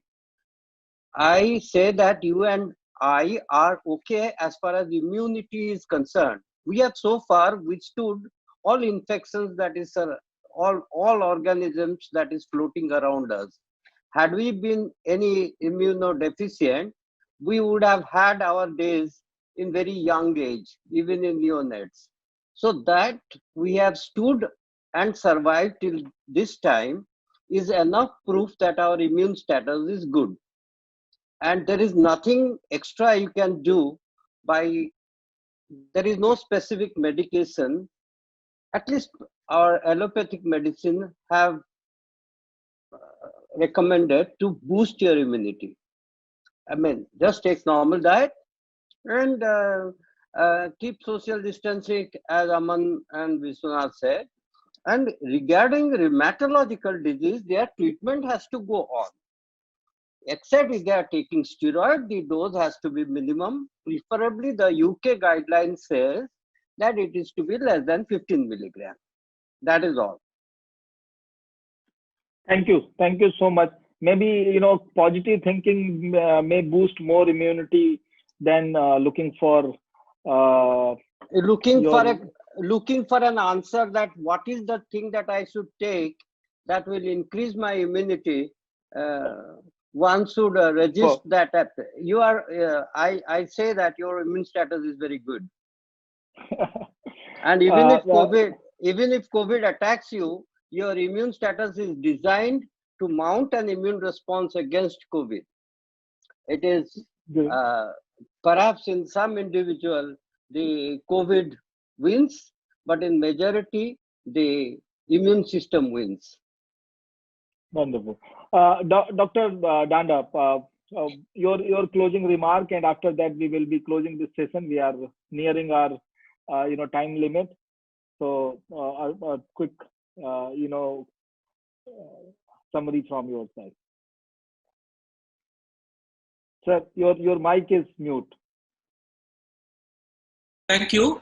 Everybody has covered and summarized well. I just like to say a few summary points about Takayasu, and one last thing of COVID related scenario, just a little bit of emphasis on one thing which was touched by others. The first thing is the most common questions or the doubts which we face from patients in day-to-day practice in managing Takayasu is that almost everybody thinks all the allopathic medicines have all the side effects, and all the alternative system medicines and natural treatment is very safe. So that is called placebo effect and nocebo effect. So everybody thinks allopathy has got all side effect, that is nocebo effect. We imagine they have got bad effects. And everything natural is good, we think, even if you take haldi or whatever, tulasi, we feel you are getting better, that is called placebo effect. Placebo effect also is good. Up to 30% relief can be there as placebo effect also in many things. So this is something I would like to say, that when you say that I get better by this, it may not mean always that you are better by that. You might have been better by natural. As you know, 95% of COVID patients recover and less than 5% die overall. In Indian data also, it's less than 3% mortality. So that is one. So don't think whether you eat something or don't eat something, you would have got better by itself. So that is one. Second thing is about Takayasu patient. By taking Takayasu medicine, you might imagine that I've got this side effect, that side effect. Doctors will explain to you what are the side effects. And we always tell, that's why we get all the blames, that modern medicine has all the side effects. So that is something people have to take away from the mind. The side effects are known in scientific medicine, which can be monitored easily. Number two, what Dr. Mishra has partly covered about the addiction. It is a very common question. Doctor, मेरा BP हो गया, तो मेरे को तो दवा खाना पड़ेगा, मैं तो dependent हो जाऊंगा उसके बाद. मैं sugar हो गया, दवा खाऊंगा तो मैं dependent हो जाऊंगा उसमें. So basically, as Dr. Mishra said, dependence or addiction is meant for जो narcotics है, ऐसा दवा के लिए है. लेकिन ये जो है दवा आपके लिए जरूरी है. डायबिटीज और बीपी का पेशेंट दवा लेंगे तभी ठीक रहेंगे. रूमेटॉइड और टाकायासु और एंकावास्कुलाइटिस दवा लेंगे तो ठीक रहेंगे आप. जैसे अमन ने बताया, अगर दवा बंद कर दिया 100% मोर्टालिटी वेजनस में. तो इसीलिए जो है एडिक्शन को, इसको एडिक्शन नहीं कहते हैं, ये आपके लिए जरूरी है. जैसा तो फिर हम लोग बोलेंगे हम जो रोज खाना खाते हैं वो भी एडिक्शन है, उसके बिना नहीं रह सकते. तीसरी बात है, एक सवाल जो कॉमनली बोला है, डॉक्टर मिश्रा ने भी कवर किया है, हेरिडिटरी. अमन ने बोला हेरिडिटरी, ये हेरिडिटरी है कि नहीं. एक्चुअली पब्लिक कंफ्यूज करते हैं हेरिडिटरी जेनेटिक्स का बीच में. जेनेटिक सब में है, जितना ऑटोइम्यून बीमारी है, जितना वास्कुलाइटिस है, सबका कुछ ना कुछ जेनेटिक बेसिस है. But that's not the only cause for it. पर हेरिडिटरी होता है, जैसे अगर फादर को है तो बच्चों को होने का चांस है, डॉटर को है तो बच्चे को होने का तो इस सब को बोलते हैं हेरिडिटरी, जैसे उसको मेंडेलियन इनहेरिटेंस बोलते हैं। अगर ऑटोसोमल डोमिनेंट है तो 50% चांस है in each child, autosomal recessive है तो 25% चांस इन ईच चाइल्ड। तो ऐसा नहीं है। तो हेरिडिटरी या जेनेटिक का मतलब एक नहीं है। जेनेटिक बेसिस सारे बीमारी का होते हैं कुछ ना कुछ, लेकिन hereditary is different. So it's not hereditary. जैसे डॉक्टर रोहिणी ने बोला है कि रूमेटॉइड लूपस पेशेंट को, बच्चों को ऑटो इम्यून बीमारी होने का चांसेस नॉर्मल से ज्यादा है, ये जरूर है, लेकिन उसको हेरिडिटरी नहीं कहा जाता। और तीसरी बात है जैसे इम्यून स्टिमुलेशन का बोला, मैं थोड़ा बहुत और ऐड करूंगा जैसे डॉक्टर मिश्रा ने बोला है। एक्चुअली स्पीकिंग एकदम 100% सर ने बोला है सही, क्योंकि ऐसा कोई चीज नहीं है कि हम इम्यून स्टिमुलेट करते हैं, लेकिन पब्लिक जो कंफ्यूज करते हैं जो एंटीवायरल इफेक्ट है, कुछ चीजें हो सकता है जैसे करक्यूमेन हो, नीम लीव्स हो, इसमें एंटीवायरल प्रॉपर्टी है, लेकिन इसका मतलब नहीं है इम्यूनो स्टिमुलेंट है। एक्चुअली स्पीकिंग हमको तो इम्यूनो सप्रेस करना चाहिए। कोविड पेशेंट जो मरते हैं वो ज्यादा इम्यूनिटी की वजह से मरते हैं, उनको जो है हाइपर इम्यूनिटी होता है, हाइपर इम्यून रिस्पॉन्स होता है, हाइपर इन्फ्लेमेशन होता है, जिसकी वजह से साइटोकाइन स्टॉर्म होता है और पेशेंट को बचाना मुश्किल होता है। तो वहां पे टॉसिलिजुमैब दिया जाता है, टीएनए ब्लॉकर दिया जाता है, सॉरी टॉसिलिजुमैब दिया जाता है या बैरिसिटिनेब दिया जाता है। तो बहुत सारे ट्रायल्स हो रहा है। मोस्टली इम्यूनो मॉड्यूलेशन ये लास्ट स्टेज में पेशेंट को बचाते हैं। सो इम्यूनिटी स्टिमुलेट करना एक तो संभव नहीं है, दूसरा बात है एंटीवायरल हो सकता है, उसके लिए तो ट्रायल क्लिनिकल ट्रायल होना चाहिए, लेकिन इम्यूनो स्टिमुलेशन ऐसा कोई चीज नहीं है। और स्टिमुलेशन ज्यादा हुआ जो डॉक्टर मिश्रा बोल normal body is cope to fight with the virus, और उसी में कुछ लोगों का फाइट बहुत भयंकर होता है जिससे पेशेंट का मृत्यु हो सकता है। तो इसीलिए जो है इम्यूनो स्टिमुलेशन कोई ऐसा चीज नहीं है, हम उसके लिए कोई एम्बिशन मन में रखना नहीं चाहिए। लेकिन एक चीज जरूर है, कुछ लोगों ने बोला है, अभी पूरा प्रमाण नहीं है, बीसीजी वैक्सीनेशन हो सकता है हम लोग का बचपन से ये ईरान में देखा गया कि 1982 से ईरान में यूनिवर्सल बीसीजी वैक्सीनेशन हुआ है, और वहां का जो कोविड पेशेंट बॉर्न बिफोर 1982 उनसे उनका मोर्टालिटी बहुत गुना ज्यादा है, और जो 82 के बाद जन्म हुआ है उनका मोर्टालिटी कम है।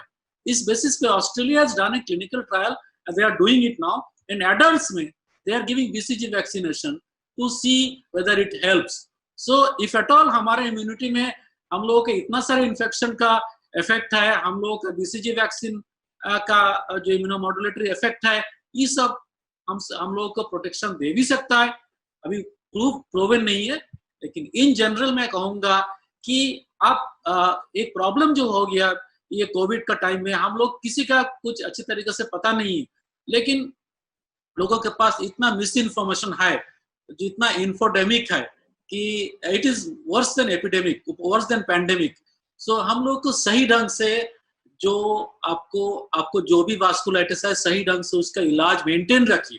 जैसे डॉक्टर मिश्रा ने बोला, अमन ने बोला है स्टेरॉइड का डोज, डॉक्टर रोहिणी ने बोला स्टेरॉइड का डोज थोड़ा कम कीजिए, ये हो सकता है रिटुक्सिमैब का हो सकता है इस्तेमाल थोड़ा कम करें, लेकिन बाकी सब दवाइयां तब तक चलेगा जब तक ना आपको कोविड हो जाए या आपको डॉक्टर ने आपको बोला है कि इसको बंद करो। Otherwise we should not stop any of the treatment for any of the vasculitis, because vasculitis का मोर्टालिटी कोविड से बहुत गुना ज्यादा है। Thank you. Thank you so much, sir. Thank you. We are at 6 o'clock, and I need to close this session. Thank you everyone for connecting with us. It was a wonderful discussion. We had a good audience. Around 2,000 people are watching us. Thank you all of you, and we believe that all this information would help you understand more about these diseases. These diseases are rare, can't be prevented. We have discussed it a lot. So don't worry about them, and don't worry about COVID-19 also. Just eat well, sleep well, keep your immunity naturally high. Don't look for immunity boosters, and keep your positive thinking on. And with this, I'm signing off from our special show. Looking forward to connect with you all again soon. Thank you so much. Thank you. Thank you.